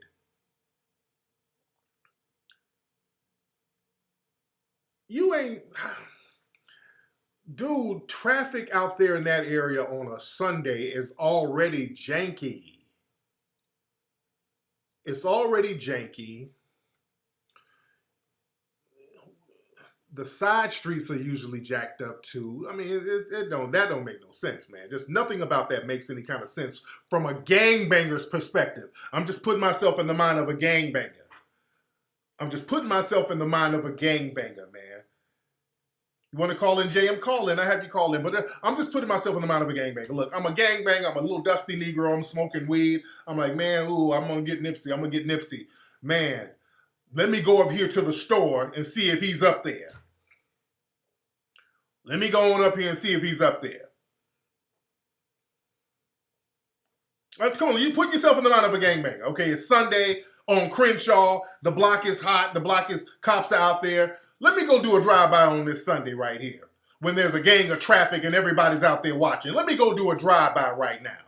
Let me go cap somebody in broad daylight right now on Sunday on Crenshaw, and it's going to be Nipsey Hussle, the most high-profile dude on the block. because I'm a dusty gangbanger and I'm gangster and can't nobody get me. Come on now. This is what we're supposed to believe now. This is what we're supposed to believe. So the dusty gangbanger gets up in his dusty gangbanger car and go up there. Oops, there he is. Damn, I'm so good. What a coincidence. He's here. Then you go buck on him, and then you get away on Crenshaw. Let me go around all these construction spots. Let me go through all this traffic. And then they don't catch you? Who are the people calling me? Okay.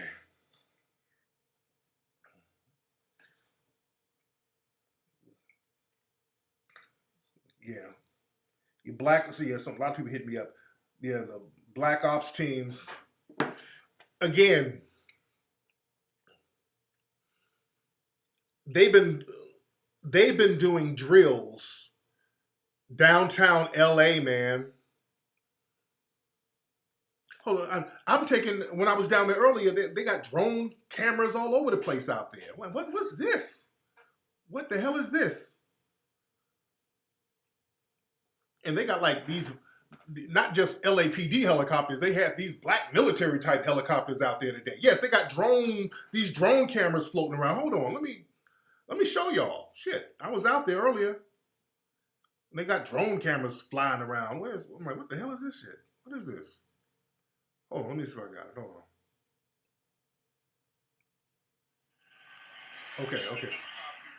Okay. Let me see if y'all can see. Okay, hold on. Okay, let me put the camera up here. Yeah. I'm like, what the hell they got drone cameras all up here for? Hold on. That was earlier.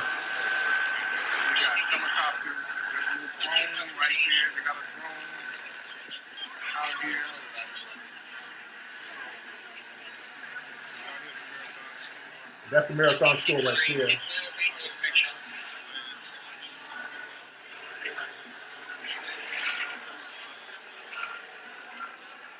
I mean, the block is crazy right now, man. It was crazy out there. It was crazy out there, man. Man.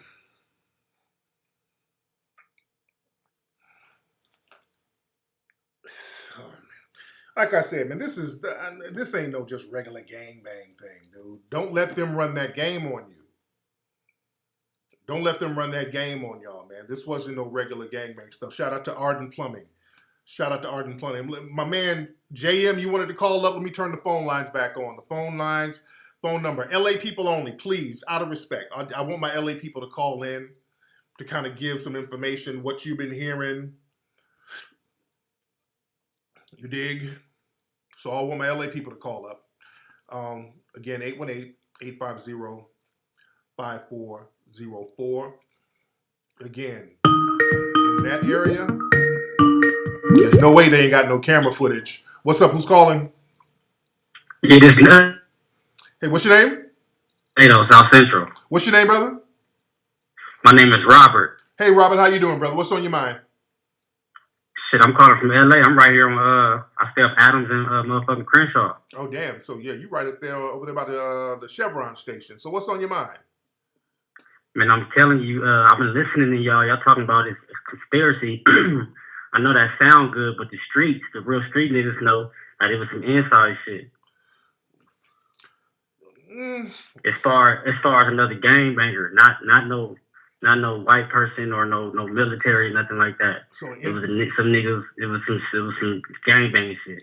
Strictly. How they get away, dude? Like that on Crenshaw? How they get away? Yeah. That's what I'm telling. That's what I'm saying. That's another thing. Y'all talking about how they get away. Somebody else said all the gangbangers is in Vegas and all that. I don't know where y'all getting this from. Niggas is still gangbanging. I'm 30 years old. I just got banged on 3 weeks ago. And I go to work every day. Niggas is still gangbanging. And the young niggas is in, you talking about they in the dirty gangbanger, they in Mercedes Benzes and fly with Gucci. They not in no dirty shit. Them niggas is clean. That's how you got away. Niggas blend in. And niggas ain't gangbanging like in the 90s when niggas in the Diggy suit. These niggas in Gucci. You telling me a nigga did a high profile hit like that and just blended in on Crenshaw and Slauson?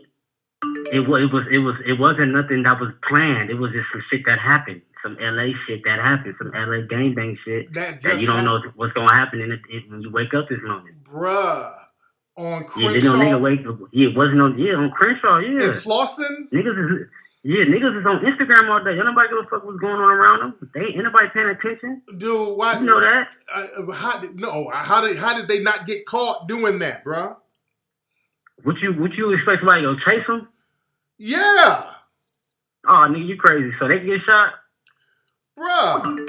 You know the police, brother, listen to me, brother. I'm telling you, if you live out here for real, you know Crenshaw is flooded with police on Sunday. Sunday, Crenshaw and Slauson, it's flooded with police on Sunday. I don't know why you say it's flooded like that. I'm telling you, I grew up here since I was born in 1989. I can tell you what's over there right now. I'm not no nigga that's trolling you. This is for real. I grew up in LA, Inglewood on the east side. I'm telling you. And niggas get shot every day in the daytime. They get away. People I'm not saying anybody see. Not with a high profile shooting. Not anybody about to tell. Bro, you trying to say there are no cameras and stuff on the corners? Of course. So why do you think they haven't found the person who did it? What are you saying? They was just so savvy they got away and didn't get the cameras didn't catch him? I heard it was a dude with a hoodie on. The same old story, dude with a hoodie on. But I'm just telling you what I'm hearing. Are you trying to say a dude? Brother, listen. I'm talking logic. I know I lived in LA too. I used to run them streets. I run Crenshaw too. A motherfucker with a hoodie on. His hoodie was a good enough disguise to pull off a high-profile murder on Crenshaw and Slauson with all them cameras and all those businesses over there with cameras. You know there's a bank right on the corner.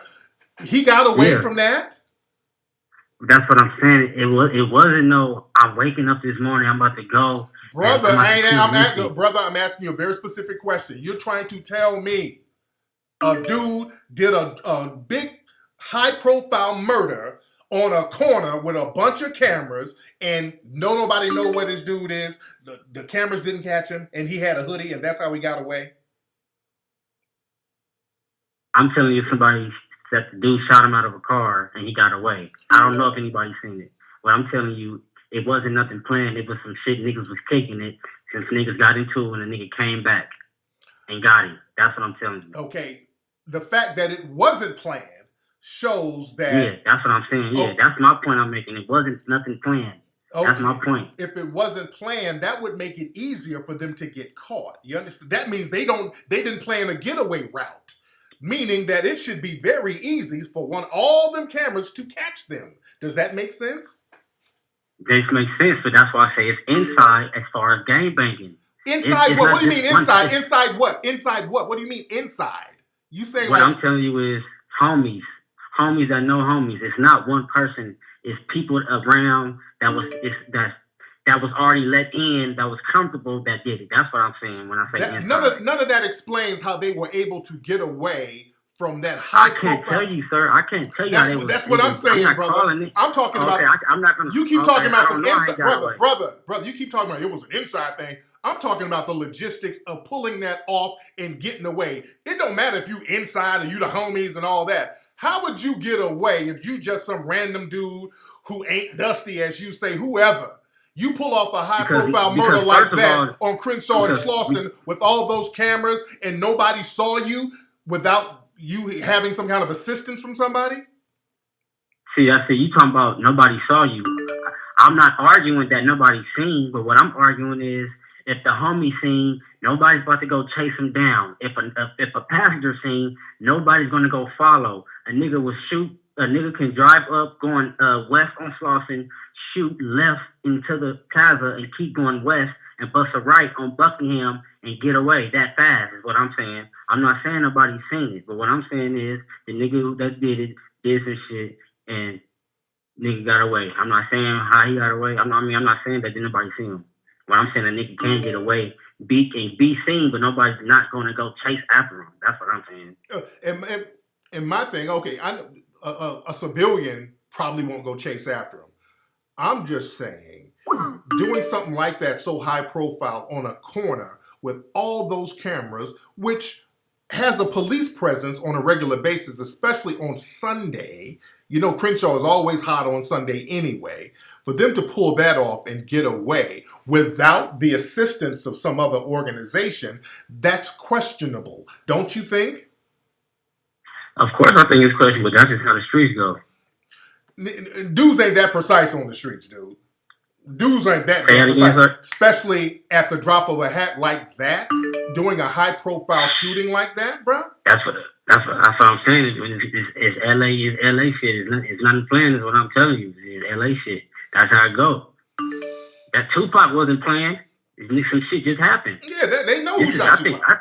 Yeah, they know who shot Tupac. Everybody know who shot Tupac. Yeah, I'm just saying it wasn't planned. That's what I'm saying. I know it wasn't planned, but that wasn't with Tupac. That wasn't no big time, highly orchestrated shooting. They just saw him, pulled up, and shot him, and everybody knew who did it immediately. Everybody knew who did it. It wasn't even no mystery. So you think everybody knew who did it? Let me just say one thing. One thing. I'm reading all the comments. They talking about I'm suspect. I'm just giving what I'm hearing. So I don't give a fuck what y'all talking about. No doubt. And so let me just ask you before I go. So you think it's a conspiracy thing? The way it looks, the professionalism, and the fact that they got away so easily on a Sunday after doing a high-profile killing like that, because there's cameras all over the place. So they should be able to catch somebody within an hour or two on a busy intersection like that after you pulled off a high-profile professional ass, because they were very precise in the way they got him. For this to be unplanned, something's else. I'm not buying that. I know some thorough hitters. I know some thorough hitters, but you ain't that thorough. You do a hit like that and then you get away and they don't know where you are. I feel you. But one more thing before I go. Y'all niggas is dumb. Y'all think I'm the police. Y'all niggas is dumb. If y'all talking about I'm the suspect, y'all niggas is retarded. But you have a nice night. Keep doing your thing. You be good, homie. Y'all niggas in the comments is retarded. All right. All right, brother. Okay. All right. Who is this? All right. We got a lot of LA folks calling in now. What? All right. What's up? Who's calling? What's going on, Tariq? Hey, man. What's up, man? Look, I'm from LA. I was just down there. That nigga who was just talking, he don't know what the fuck he talking about. That's number one. Yeah. We was down there. Don't nobody really know what was happening, but let me tell you something right now. Nipsey was cool with the Bloods. He was cool with the Hoopers. He was cool with the Mexicans. He was cool with everybody. Yeah. This, for sure, was not a gang shooting. Everybody that's down there, you see all races, all everything. It had nothing to do with any type of gang, anything. He was with the STEM program. He was building up all the businesses over there. They have that train. My daughter goes to school down there. Nipsey is known, and this had nothing to do with gangbanging. Real talk. Real talk, man. So I want to let everybody know I just left there. Everybody's out there representing.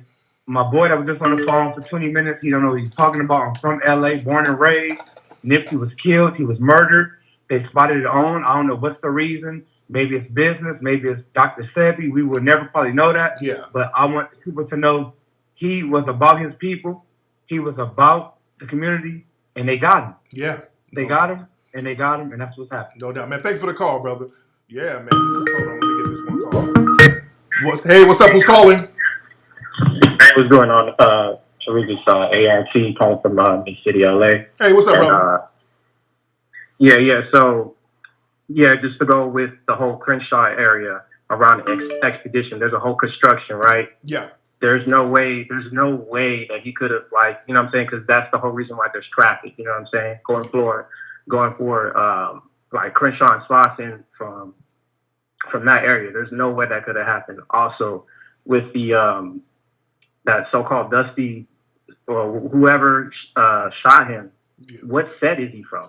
You know what I'm saying? Like, people have this idea of Bloods and Crips, and it's like, which set is he from? It doesn't matter if he was a Blood or Crip. Right. You know what I'm saying? Because there's Crips that have issues with other Crips as well, so, with Bloods and so forth. But that's all I wanted to say, man. Keep doing your thing. Be safe. Much respect. Much respect. Thank you, brother. Yes. What's up? Who's calling? Hey, what's going on, Tyree? Hey, what's up, brother? What's going on, man? going off with the last brother, man, brother who from where you from? Inglewood. What's your name? Where you from? Man, What's your name and where you from? My name Montel, man. I'm from Long Beach. There you go. What's on your mind? Yeah, man. So I'm thinking, you know, it might have been a nigga who was a hitman. You know, he was a pawn. You know, who probably shot Nipsey. But you know, I'm gonna take that too on, man. I'm thinking he was a pawn. You know, there's no way that being from it, being raised in LA, it's no way somebody making that high profile hit on Nipsey at his motherfucking store. Yeah. You know, sometimes Nipsey there, sometimes he not. You don't even know if he there or not. You know, so yeah. It just, you know, it do seem like some organized planning, man. So yeah, you know, I'm not too with it. You know, going off the last brother, you know, he probably don't watch you as much. He probably not into this as much, man. But you know, it's just no such thing as coincidence, man. That he was, you know, making this Dr. Sabi. You know, the brother was conscious, man. The brother was the only one in the hip hop era, you know, that was speaking for us, you know, a voice for us. And now he out, man. So no doubt. It's kind of tragic, man. It's hella sad, man. It really is, man. Much respect. Thanks for the call, brother. Let me get one more call here. Hey, what's up? Who's calling? What's up, Tariq? What's up? Who's this? I didn't even think I was gonna get through. Hey, I'm calling from LA. What's your name, brother? Look, what's your name? I don't even want to say my name, bro. All right, there you go. So I just want to say a couple things first. Go ahead. You see a lot of people in the comments keep mentioning 33. Yeah. Yeah, he was 33 years old. Today was the 331. So that's the ancient language called gematria. Okay.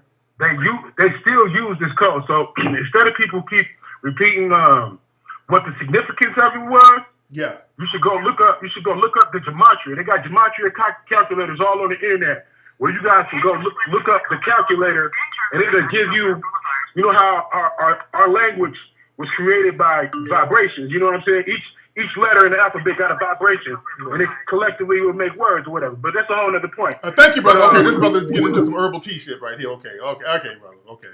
No, listen. Okay, brother. There you go. I turned the phone lines off. Now we getting in. See what it is, brother. See, you get three numbers, then you put them together, and then you mix them with the alphabet, brother. And then what you're gonna do is get some alphabet soup, and then you're gonna put some Kundalini alkaline water on it. And okay, now we get into alkaline water Kundalini soup. Okay, so we're going. Let me reel it back in here. All right. Let me reel it back in a little bit. Now we're going all over the place. Yeah, all right. Now we're getting into some alkaline water talk. Now we get into some herbal tea echinacea talk, all right? Let me reel this back in. All right, let me reel it back. Here we go. Oh. All right, let's not go too far into the water with this one, okay? All right. You know, no disrespect to the brother, but right now I just want to I don't want to go too far out there in the woods here. You know? But let me tell you, look, there's way too many coincidences here for it just to be a simple gangbanging thing. Understand, let's state facts first, which makes us question this. I'm just not going to charge it to some gangbanger who just had a beef and did this unplanned, high-profile, extremely precise murder. Because the way they hit him was extremely precise on some military type stuff. Number one, those of us in LA, we know that they've been doing military drills in downtown Los Angeles for some type of urban warfare. They're doing these psych op, black ops operations. This is a fact. This is not a conspiracy. You can look this up. They've been having these little drills in downtown LA, preparing for some type of urban warfare. They've been doing these little ops things, man. And two, again, for a murder to be this high profile, and this dude is talking about it was some random thing, how the hell did they know Nipsey was up there? How did they know Nipsey would be outside at that moment? How did they know all this on a whim? How did they get away on a whim? That's why I kept asking dude who called up.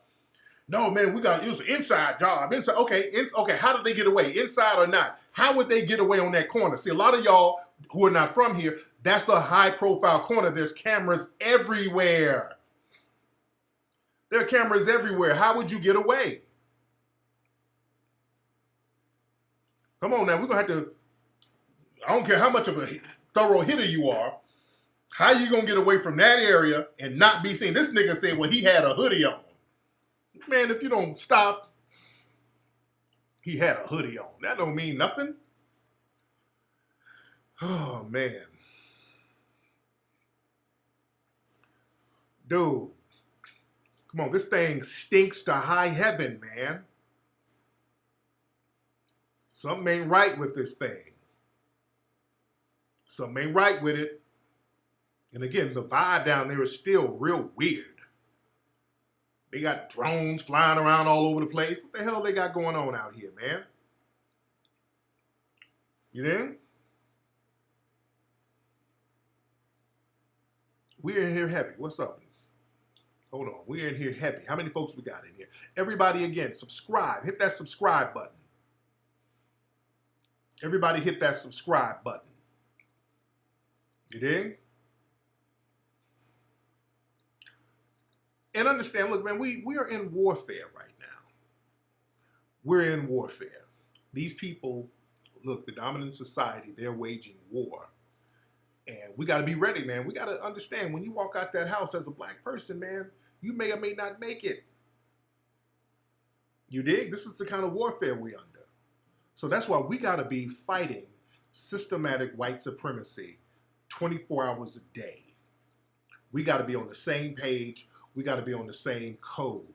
We got to be fighting this thing nonstop. We got to be challenging white supremacy nonstop, not just when something bad happens. We got to be on this thing on a regular basis. Y'all better push that damn subscribe button. I want everybody who's here, all 16,000 of you, to hit that subscribe button. There's a lot of people in here. Hit that subscribe button. And again, black folks, we got to stop being scared. Also, another thing, we got to be very tactical with how we operate, because, you know, we've been seeing a lot of videos of black people being accosted by individual white supremacists trying to instigate altercations with them, especially over parking spots. I've been seeing a lot of videos where the white supremacists will instigate an argument over a parking spot and then get you all riled up, get the black person riled up so the black person can then look like the victimizer, and then the white person can call the cops on them. Also, they'll instigate an altercation where the black person is arguing with the white person and the white person just shoots them. I've seen a couple of cases like that over parking spots. They will instigate an argument and the white person will shoot you over the parking spot because you've gotten agitated. So when you're dealing with these folks, when you get with a white supremacist who's trying to egg you on, two things. Number one, you either be very cool. When a white supremacist is trying to instigate something with you, trying to start an argument, some random white supremacist, number one, you better be very cool. Yeah, this gaslight. They'll try to gaslight you. Either you be very cool, film them, be very calm, and then call the police, but you be very cool. Or you knock their asses out. One or the other. Don't sit there arguing with them and getting all, oh, hell no, I didn't do that. Why are you accusing me of doing that? You is racist. Don't do that. Because once you start doing that, they got you. You either be hella cool, call the cops, or you knock their ass out. If they're threatening you. You neutralize that damn threat. Because I see black folks arguing with these white supremacists, and then the white supremacists start getting into victim mode. Then while you arguing with them after they didn't egg you on, they're on the phone. Officer, do you hear this? There's a crazed Negro. There's a crazed Negro threatening me. You see? Don't let them get you angry. You stay calm. And if they seem like they are a threat, you stand your ground and you knock their ass smooth out. And don't even argue with them. Let me show you. I put up a video the other day that went viral. Perfect example of what I'm talking about. This was in D.C. Let me show y'all what I'm talking about. In D.C., there was a suspected white supremacist that walked up on some black folks and was talking greasy. He was talking greasy. And then he walked up on this OG. And the OG just gave him the hand of Ogun. It's right here. Hold on. And take a good look at the dog. The dog is funny. All right, so look at this.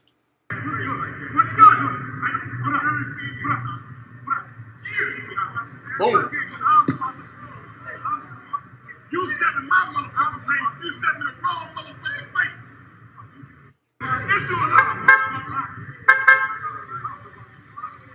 Look at you see the other white person in the car blowing the horn. You see how they be trying to jump in and help each other?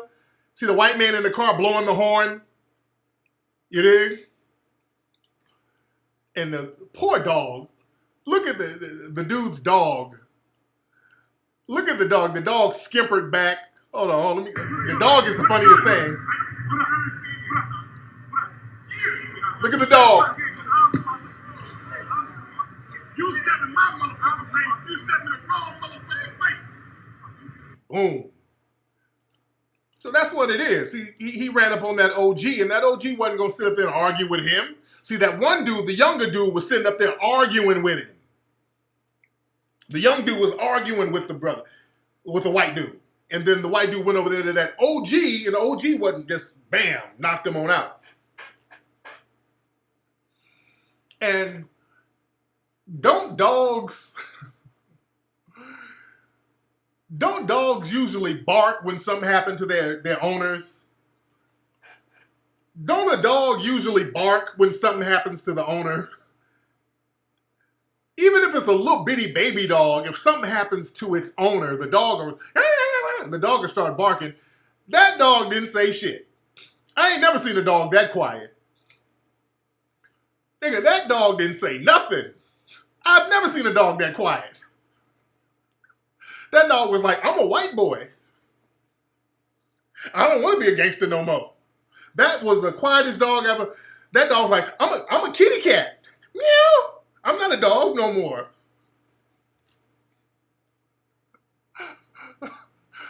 That dog was quiet as hell. That dog didn't want no smoke. Man. Lord, that dog is not loyal. That dog is like, he with me, but he ain't with me. I've never seen a dog that quiet after his owner and got knocked the hell out.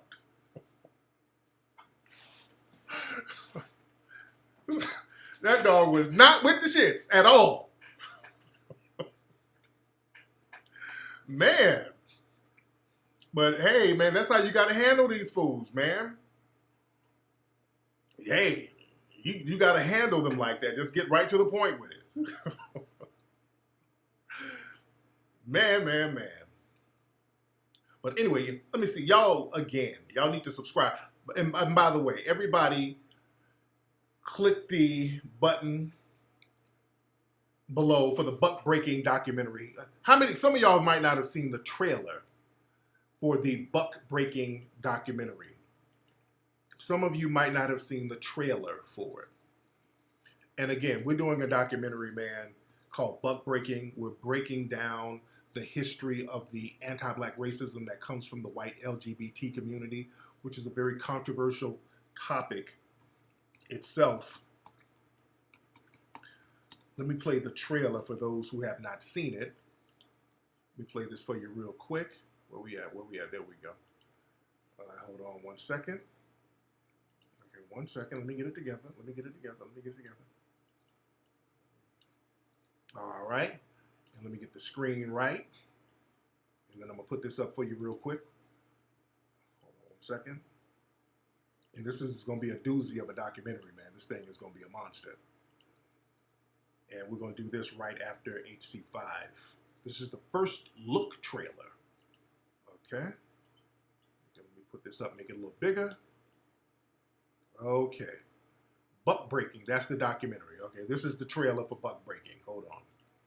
I remember years ago when white females would come to me and say, you do a lot of talking and so you probably want to become a part of the feminist movement. And I said, no, my energies are directed towards solving the problem of racism, white supremacy. And so I would never hear from them again. but the perception of the black male as threat. What they don't talk about is the threat that he has the genetic apparatus that can cause white genetic annihilation. Now, if we talk about that, then we understand why we have to kill him when we feel like it, incarcerate him forever when we feel like it. Make certain that black male children don't have father guidance, that they grow up effeminized, and then we don't have to worry about that. All right. Okay. There it is. There it is. Buck breaking. Instagram influencers have a deep, dark secret about how. Okay, what the hell is that? All right, let me get that off of here. All right.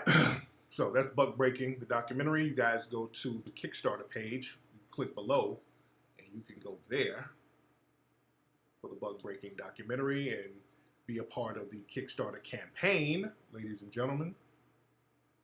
You can be a part of the Kickstarter campaign. Y'all click the link below where it says get involved with the Buck Breaking documentary. Let's get some more calls in, guys. Yeah, this thing is going to be a monster, man. All right, so let's get some calls in. Let me, I want my LA people to call in. Let me get these phone lines going again. The phone number is 818-850-5404. That is the number. All right, LA folks only. Let me get my LA people. Hold on. All right. Hey, what's up? Hey, what's going on? What's your name, brother? Hello? Hey, brother, what's your name? What's your name? Oh, my name is Nino. Nino, where you calling from, Nino? I'm calling from California. I'm calling from Compton. Compton. Nino from Compton. What's on your mind, Nino? What have you been hearing out here, bro? Man, you know, this right now is just crazy, you feel me? Because I do videos and I do music and I be on Crenshaw, I be in Compton, so I be in Watts, and to me it's just, it sounds too fishy, you feel me? The gun, you feel me? Yeah. Because stopping gang banging ain't gonna do nothing for them. Period. Yeah. So they love for the gang banging to be around. The Black Panthers, they stopped that because they was doing something positive. You feel me? Yeah. And it was just like, who's gonna wake up? No doubt. All right, brother. Wake up. Thank you for the call, Nico. Thank you, brother. Real stuff. Real talk. These phone lines are so crazy right now. Okay. Let's get this one. All right, what's up? Who's calling?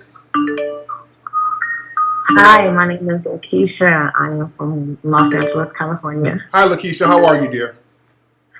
I'm good. Very heartbroken with the news. Yes, ma'am.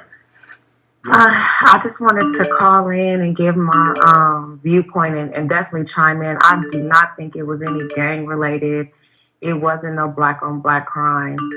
Now, granted, things happen in LA all the time, broad daylight, middle of the night. It really doesn't matter. It goes down. Yeah. But Nipsey and a few other people in the hood were seen differently. Yeah. And he wasn't active, and he was, the fact that this documentary was coming out really stands at the forefront for me.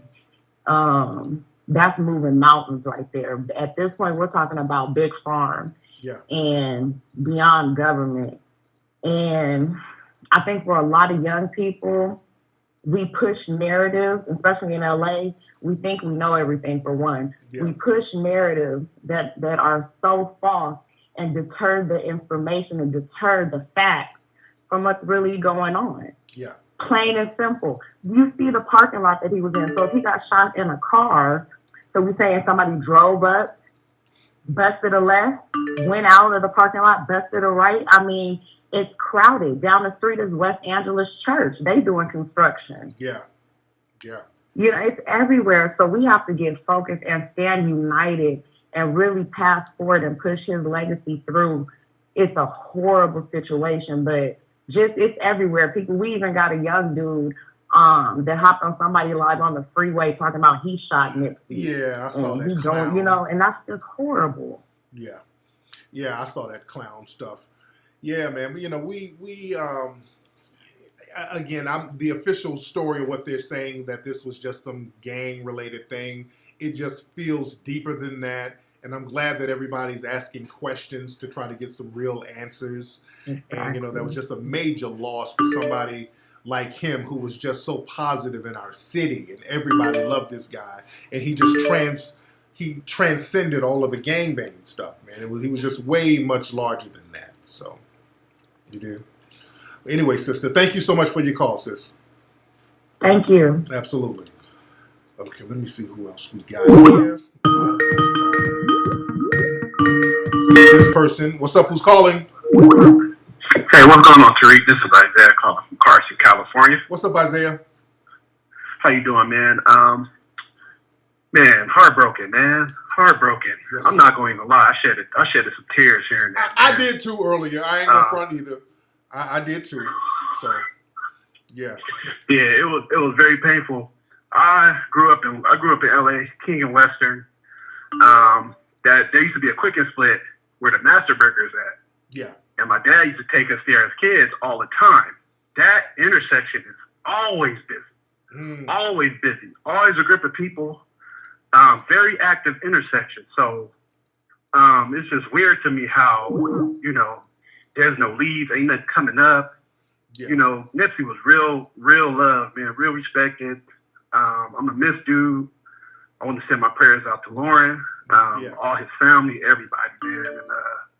And that's pretty much all I have to say, man. But something ain't right about that, man. It's I feel like they gonna blame it on some type of enemy gang and say that one of them has something to do with it. Absolutely. But that's all I have to say. Much respect, man. Okay. But let me turn the calls off for a minute. But from what the word on the street is, all right, this is what we know a little bit so far. Because what the dude was saying about them being in a car and the dude was hooded and all that, I don't know about that. The dude, and the sister made a good point. I'm glad she brought that up because so much going on. That parking lot, you just can't drive up in that damn parking lot like that and just easily drive the hell off. You can't. That parking lot is always congested. It ain't that kind of parking lot. It's one of them little congested parking lots. What I heard was that the gunman came up on foot. The gunman came up on foot, did the shots. He left, went down the street and ran around the corner. There was a car waiting, and it was a female driver. That's what they said. This is what I'm hearing. These are some of the things that I'm hearing. You dig? These are some of the things that I'm hearing. Yeah, the guy was on foot. The guy who did it was, so you ain't just driving up in that parking lot. So the person who did it on foot, which makes it more suspicious. Yeah, you're going to do it on foot. And then there's a car waiting on you, and then you dip, and so the person walked up and did it. The person who did it walked up and they did it. They did it on foot. Yeah. And the driver allegedly, which is what they're saying, there was a woman driver. This is what they're saying. Some people are saying. This is what I'm hearing on the streets.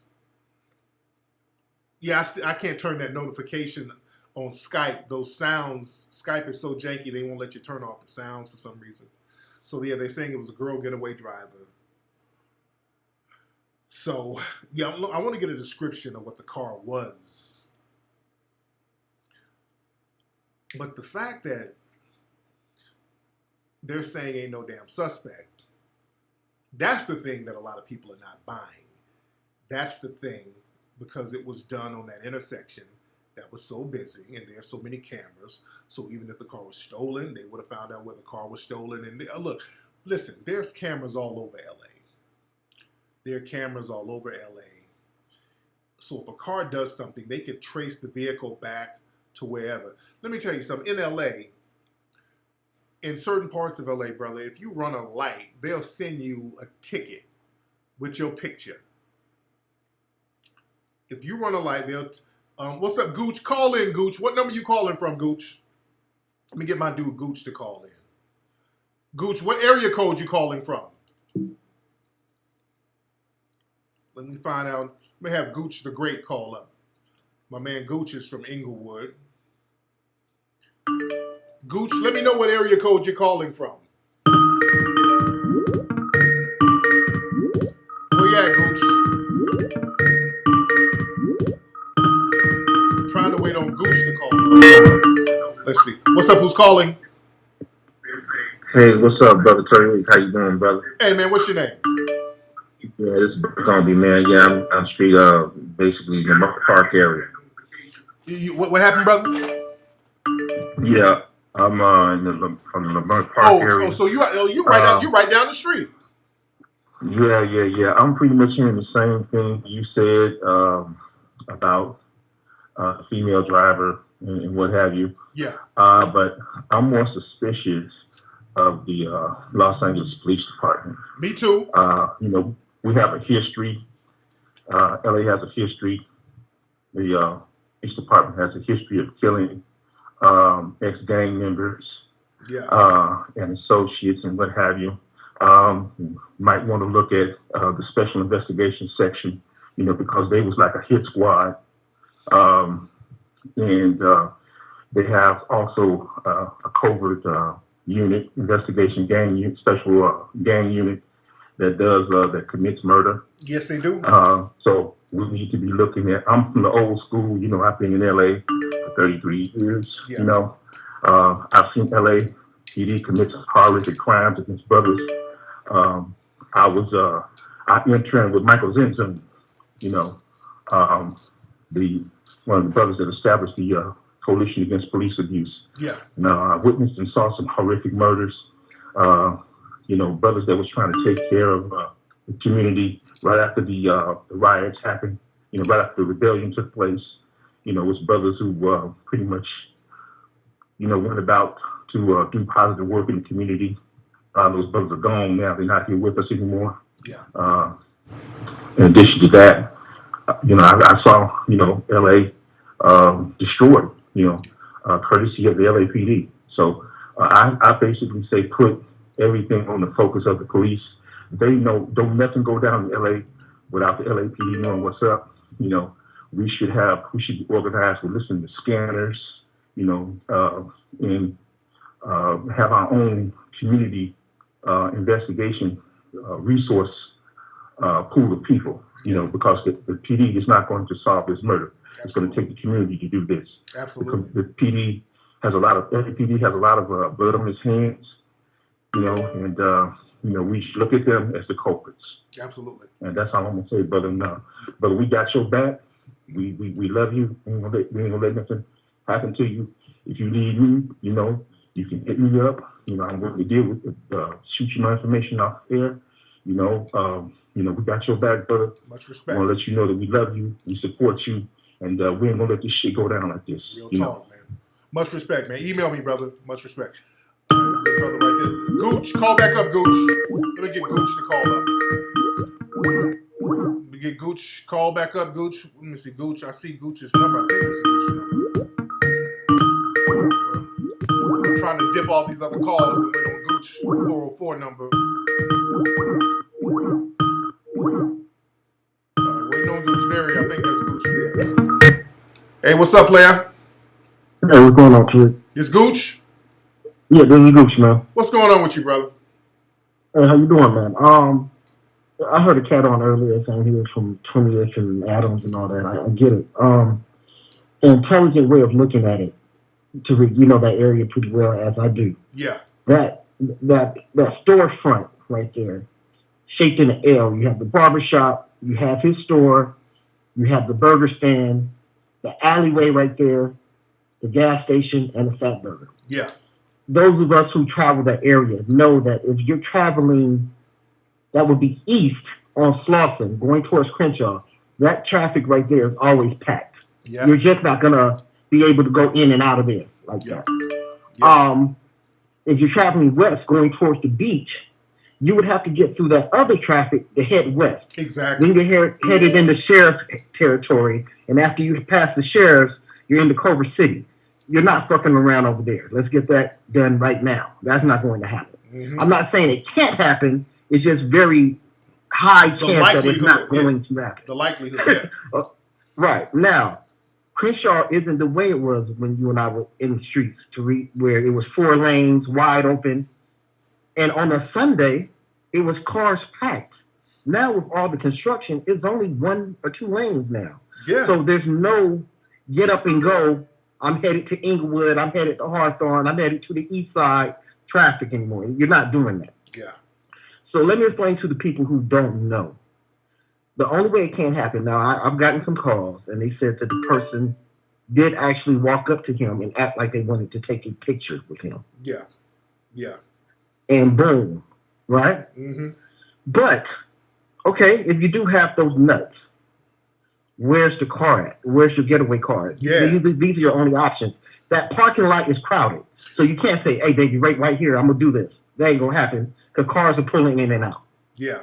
The only way it could happen, and Tariq, you and I know the area very well. Yes, we do. If they were in that alley waiting or whatever. Other than that, it was planned. Yeah. It had to be a situation to where someone was holding up traffic until they heard the gunshot and let these people go. A damn near escort up out of that neighborhood. Yeah, that's what I mean. Yeah. Yeah, you got to have assistance to get away with that, and the cameras don't see you?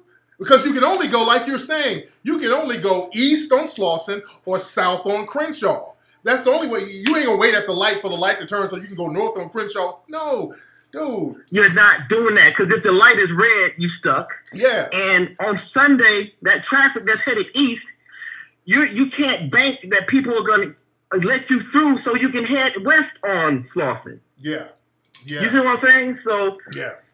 It's sad that it happened. Yeah. And once again, he had plenty of cameras there. Yeah. That the Shell stations that have plenty of cameras. Exactly. I don't know if, the Fatburg's going to have cameras. I don't know if he's going to have stuff in the back. But adjacent from there, the check cashing place, the other places, there's going to be cameras. And the bank diagonally across the street, there's a bank over there. It's gonna have it's gonna have cameras. So that young guy that called in, yes, is gang banging still relevant in Los Angeles? Of course it is. Yeah. But to be this type of hit on this type of person, they ain't that precise, man. They're just not that precise where they can do a hit like that and get away that clean. I ain't buying that. You dig? Right. And with a girl driver. Yeah. The average bitch I know can't drive a regular car, much less a getaway car. Nigga, my wife be about to drive me in a damn ditch every damn day. So I know she ain't, no. You dig? So, man. Shout out to Tariq's wife, because I know she's listening in the background. Hello, beautiful lady. Yes, indeed. But, man, thank you so much, Goose. Thanks for the call, fam. And, man, you're more than welcome, brother. Don't forget to call me later on for that guessing story, No doubt, brother. Thank you, bro. Okay. All right, y'all. Later. All right, that's my brother, Gooch, Inglewood Gooch. My man. Wow, man. Wow, this is so crazy. We mourn. It's good for us to, mourn and get that out. But I want answers, man. I really want answers. My brother should not have went out like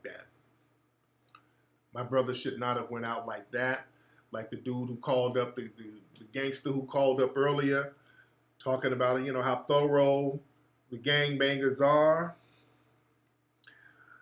It ain't that thorough, my nigga. It ain't that thorough. You dig?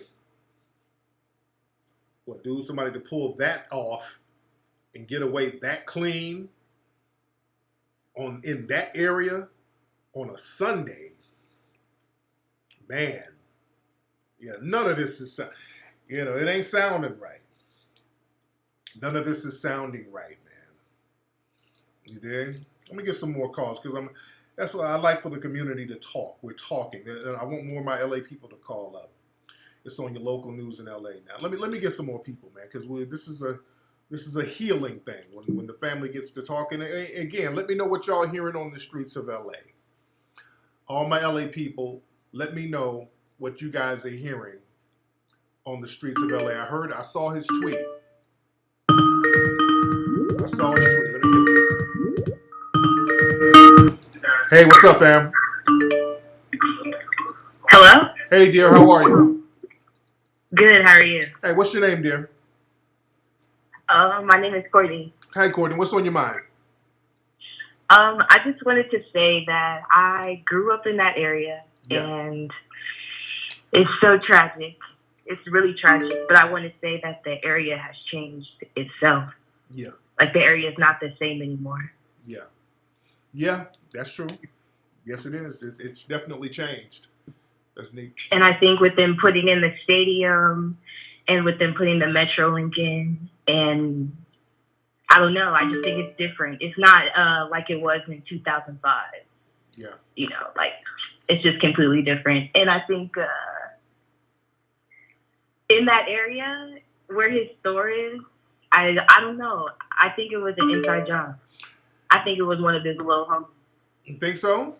I think so. It could have been somebody who. People might hate me. They might hate me, but if you ever drove in that area, right now, you know, you don't even want to drive your car down the street because you don't want to dent your rim. You know, like it's a high traffic area. How are you going to get out the area? You can't go down the alley. You can't go down Victoria. You don't want to pass the routes. Like, where are you going to go? Yeah. Okay. You just going to leave on foot? You going to go up the street? Like, where are you going to go? Yeah. Okay. All right. Well, thank you for the call, dear. Thank you so much. Okay. She was high. She's high. She's high. She's high as hell. Y'all don't call up high. I don't know what she's talking about. She's high as hell. What's up? Who's calling? Hi, this is me again.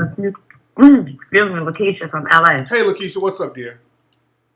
I'm sorry. I just got some more information. What's up? From actually a friend of mine that's over there regarding the person that walked up and asked to take a picture, and the getaway car. It was a female. Somebody was spotted running to the car towards the back of the store.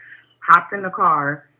The police were seen chasing a car on the freeway, not too far, not too long after that, with a male and a female in the car. But there's no information about that as being suspect. But they're saying that that's connected to that. Wow. Okay. That's interesting. Again, so yeah, everybody's hearing about the dude walking up and the girl driver. So everybody's talking about that one. Yeah. And I have a question about the person who took the picture right before with him with the little kid. Yeah. Do they possibly have anything on their camera roll? Because if the person came up asking to take a picture, it's possible that they were, clicking camera pictures and could have got that. So yeah, it's horrible. More is definitely coming out. I don't think it was an inside thing. See, people be used for inside jobs and don't even know they working for the opposite people. Yeah. So we might be talking two different things. Like they're not literally agents, but they walked right into it. Yeah. Oh my God. Man, this thing is crazy. It's crazy. But thank you for the call, sister. Thank you so much. No. Oh man. People are emailing me a lot of stuff. While we're talking, I'm looking at emails of possible suspects. People are emailing me. I wish Skype had a way to turn these damn ringers off. Hey, what's up? Who's calling? What's going on, bro? Hey, bro, who's this? I can't give you no name, man. I'm gonna stay anonymous, bro. Okay, I got our anonymous player. So what's on your mind, brother? What's that? What's on your mind, anonymous brother? What's on your mind? Well, I mean, I'm gonna just put it like this, man. Nipsey's his bodyguard. Is my cousin, bro. A word. And okay. Yeah, man, this shit is it's crazy, bro. Was the bodyguard with him today? Making sense. What was the bodyguard with him today? Nah, he was off today, bro. He was off today. Okay. And I don't know, man. This shit is not adding up, bro. It ain't adding up. Right. He fucked up right now. My cousin is fucked up right now off this whole situation. He don't know how to feel. Like we told him, look, bro. I don't know. We lost for words, bro. Everybody lost for words. Let me right ask you now. this, You know, bruh, the people who are with Nipsey Go ahead. today, who got shot too, did you know those guys? You said what? What'd you say? The other two people who were with Nipsey who got shot today, there were other people who got shot. Did you know those other guys? Nah, I know it was probably some of his homies that was with him. I wasn't even around. Like, I just got the call while I was out. And I just quickly, like, just made a couple calls to see where my cousin was, and he wasn't even around either. Okay. So it's just a bad situation that my cousin wasn't around, and everybody saying, oh, where is he at while he wasn't around? And, you know, it's his fault. No, it's not his fault he wasn't around. Bro, he got a damn life, too. Right. He can't just be around Nipsey 24/7. He can't just, you know, just be in the presence of Nipsey 24/7. You know, that's what his homies for. When he's not around, he's there to, you know, when he's in the public's eye, he's there to protect him, make sure nobody does something when he's in the public's eye, when he's doing concerts, when he's, you know, my cousin is the dude that Nipsey slapped the dude for him. When dude slapped that cone out his hand, that's my cousin, the dude that had the hoodie on.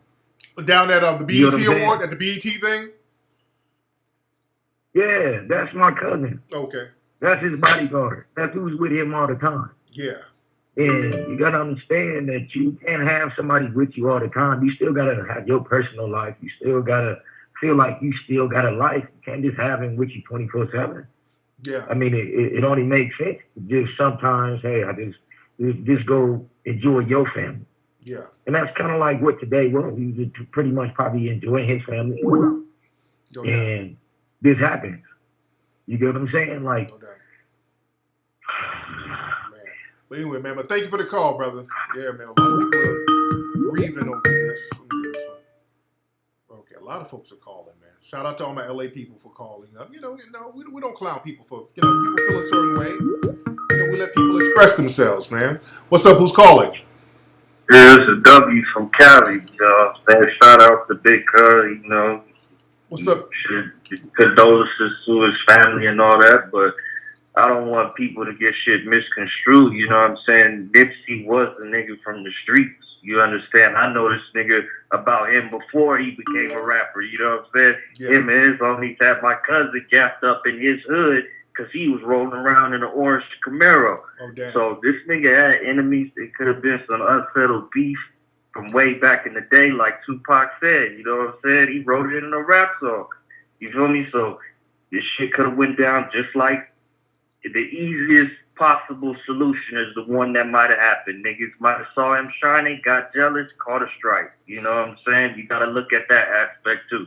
It's not looking like it was just a dude and his bitch and they did this shit. That's what it's looking like. That simple. And if it's that, and my thing is, okay, if it's that simple, we'll roll with that. It should be that simple to get them on camera. For them to say they don't have no suspects and they did something that simple and that easy on a high-profile area like that, and they got away that simple. The getaway, ain't nobody selling me on this getaway yet. That's the thing. I can feel you on that, but we looking recently at the Smollett case. What happened with that nigga? It took them a few weeks. We don't know what happened. It could have been the two white dudes. Turned out it was two Nigerian niggas that he paid to do the shit. You know what I'm saying? They found that out in a couple of days. They got that in a couple of days. And nobody believed it in the first place. So everybody knew that was some bullshit. But I feel you. Yeah, I feel you. So we just got to wait for the information to come out. You know what I'm saying? Shout out to Cuz. I wanted to tell you this. No doubt. Raymond is actually my cousin. You know what I'm saying? I can call his older brothers on the phone right now. His auntie's still alive, ain't by. She in Texas. You know, my family can tell you everything you want to know about that nigga. So if you want that kind of info, just I do because I need some pictures of Raymond. Oh, definitely. We got that. His older brother that they used to call Mr. Crip. Yeah, that's where they get the name. Yeah, a lot of folks don't know. They get the name from that older brother, Crip. His name was Crip. That's where they get it from. Yeah, that's my cousin. So yeah, Crip is still. all about it. Is he still alive? Yeah, they all still alive. All his older brothers. Damn. Yeah, I did not know that. Okay, man. Email me, man. We need to chop it up for real. We need to chop it up. Yeah, I got you on that. All right, man. You be good, fam. For sure. All right. Shout out to LA. LA is coming through tonight. What's up? Who's calling? Hey, Tariq, this is Clyde Green from downtown LA. What's up, Claude? Man, what's up, man? Everybody down here in the streets, everybody talking about it, and going off of LA's record, we already know that wasn't no gang shit. That was the police. They always beefing with us. They always taking our great ones, Yeah. So we should take this as more than a warning. How many L's are we gonna keep taking before we start? Somebody got to be willing to fall for the sword, fall on the sword for the family, or whatever it takes. Because us acting like we don't know who the enemy is, that's where we catching them L's from. Yeah. We already know who the enemy is. We can't be stupid no more. They getting too bold out here. Yeah, man. Broad day from the kids, they didn't care who was outside. Yeah. Then they trying to tell us the same shit they always telling us. It was us that did it. It was a dusty Negro that did it. No, dude, we got to stop looking at each other so quickly to blame that shit on us and start looking outwards. It's everybody else. We got all our enemies in front of us right now looking at us. Yeah, man. And if we don't do nothing, that's a greater sign of weakness, man. We already didn't do shit with Trayvon. Yeah, real talk, man. But thank you for the call, brother. All right, let me turn these phone calls off. But yeah, family. The thing is, man. Like one brother said, "Hey, look, it could have been something simple. It could have been, and I'm paraphrasing what the brother's saying. It could have been some random dude who got a beef with. It could have been that simple. Him and his chick just pulled up. He jumped out the car, shot, and they hopped in the car. Now, up until that point, that's plausible. Where you lose me is the getaway. You're losing me on the getaway. That's where I'm having it. Ain't nobody, y'all ain't selling me on this getaway. Okay? Sure, anybody can go run and bust on somebody. Yeah, you can do that. Anybody can go run and bust. Yeah, you can do that. But to get away, that's where it's, we ain't nobody really selling me on this. Ain't nobody selling me on this. If it was that easy, they would have put mechanisms in place to thwart that a long time ago, which they did. They're not going to make it that easy to pull off a drive-by like that or a walk-by, not even a drive-by, a walk-by in an area like that when there's just way too much footage around. There's way too much footage. There's way too many cameras. And for the person to get away doing that. Also, again, if a person's doing something like that, it just seems like this person is being assisted by somebody. Some higher ups. It seems like somebody is being assisted by higher ups to get down like that. You understand? So it's good that we're asking questions. It's good that we are trying to get to the bottom of this stuff. You dig? But anyway, let me get up out of here. I've been on here for a long time, man. Again, RIP to our brother. There's a lot of folks in here tonight. We're in here heavy. We still got like 15,000 people watching live. We're in here very heavy. Everybody, I want you to subscribe. Hit the subscribe button. Hit that subscribe button. Again, I want to go get more information because people are texting me. People are emailing more stuff. Oh, man. Just so much going on right now, man. Again, RIP to our brother. RIP to our brother. Shout out to my sister, Laura, in London. Our heart goes out to you, my sister, and those babies. Let's keep digging for information. You know, let's uphold our brother's legacy. And again, family, much respect to him. Really love that brother, man. Really thorough brother. That was my G. Good dude, real good dude, man. And it's a horrible day for hip hop, the music industry, the city of LA. We really love that brother. And everybody, you know, Go get his albums. Go stream his stuff. You know, let's let our brother feel our energy as he has transitioned, man. And again, we as a community, we're going to have to keep our eyes and ears open on what's happening out here. Again, me personally, I think there are higher powers that were involved with this. I'm not going to just chop it up to just black on black crime, even though it was a dusty Negro who did it. I'm looking at the pawns and the puppeteers and the whole thing. Okay? All right, but y'all follow me on Instagram. Everybody here, follow me on Instagram at Tariq Elite. Everybody, the Buck Breaking documentary. Thank you so much for everybody who's participated in the helping with the documentary. Y'all click the Kickstarter link below me. Get involved with the Buck Breaking documentary that we're doing. We're working on. We're going to go into production after Hidden Colors 5 comes out. Support that. Much respect to you guys. And y'all have a good night, man. Y'all stay up.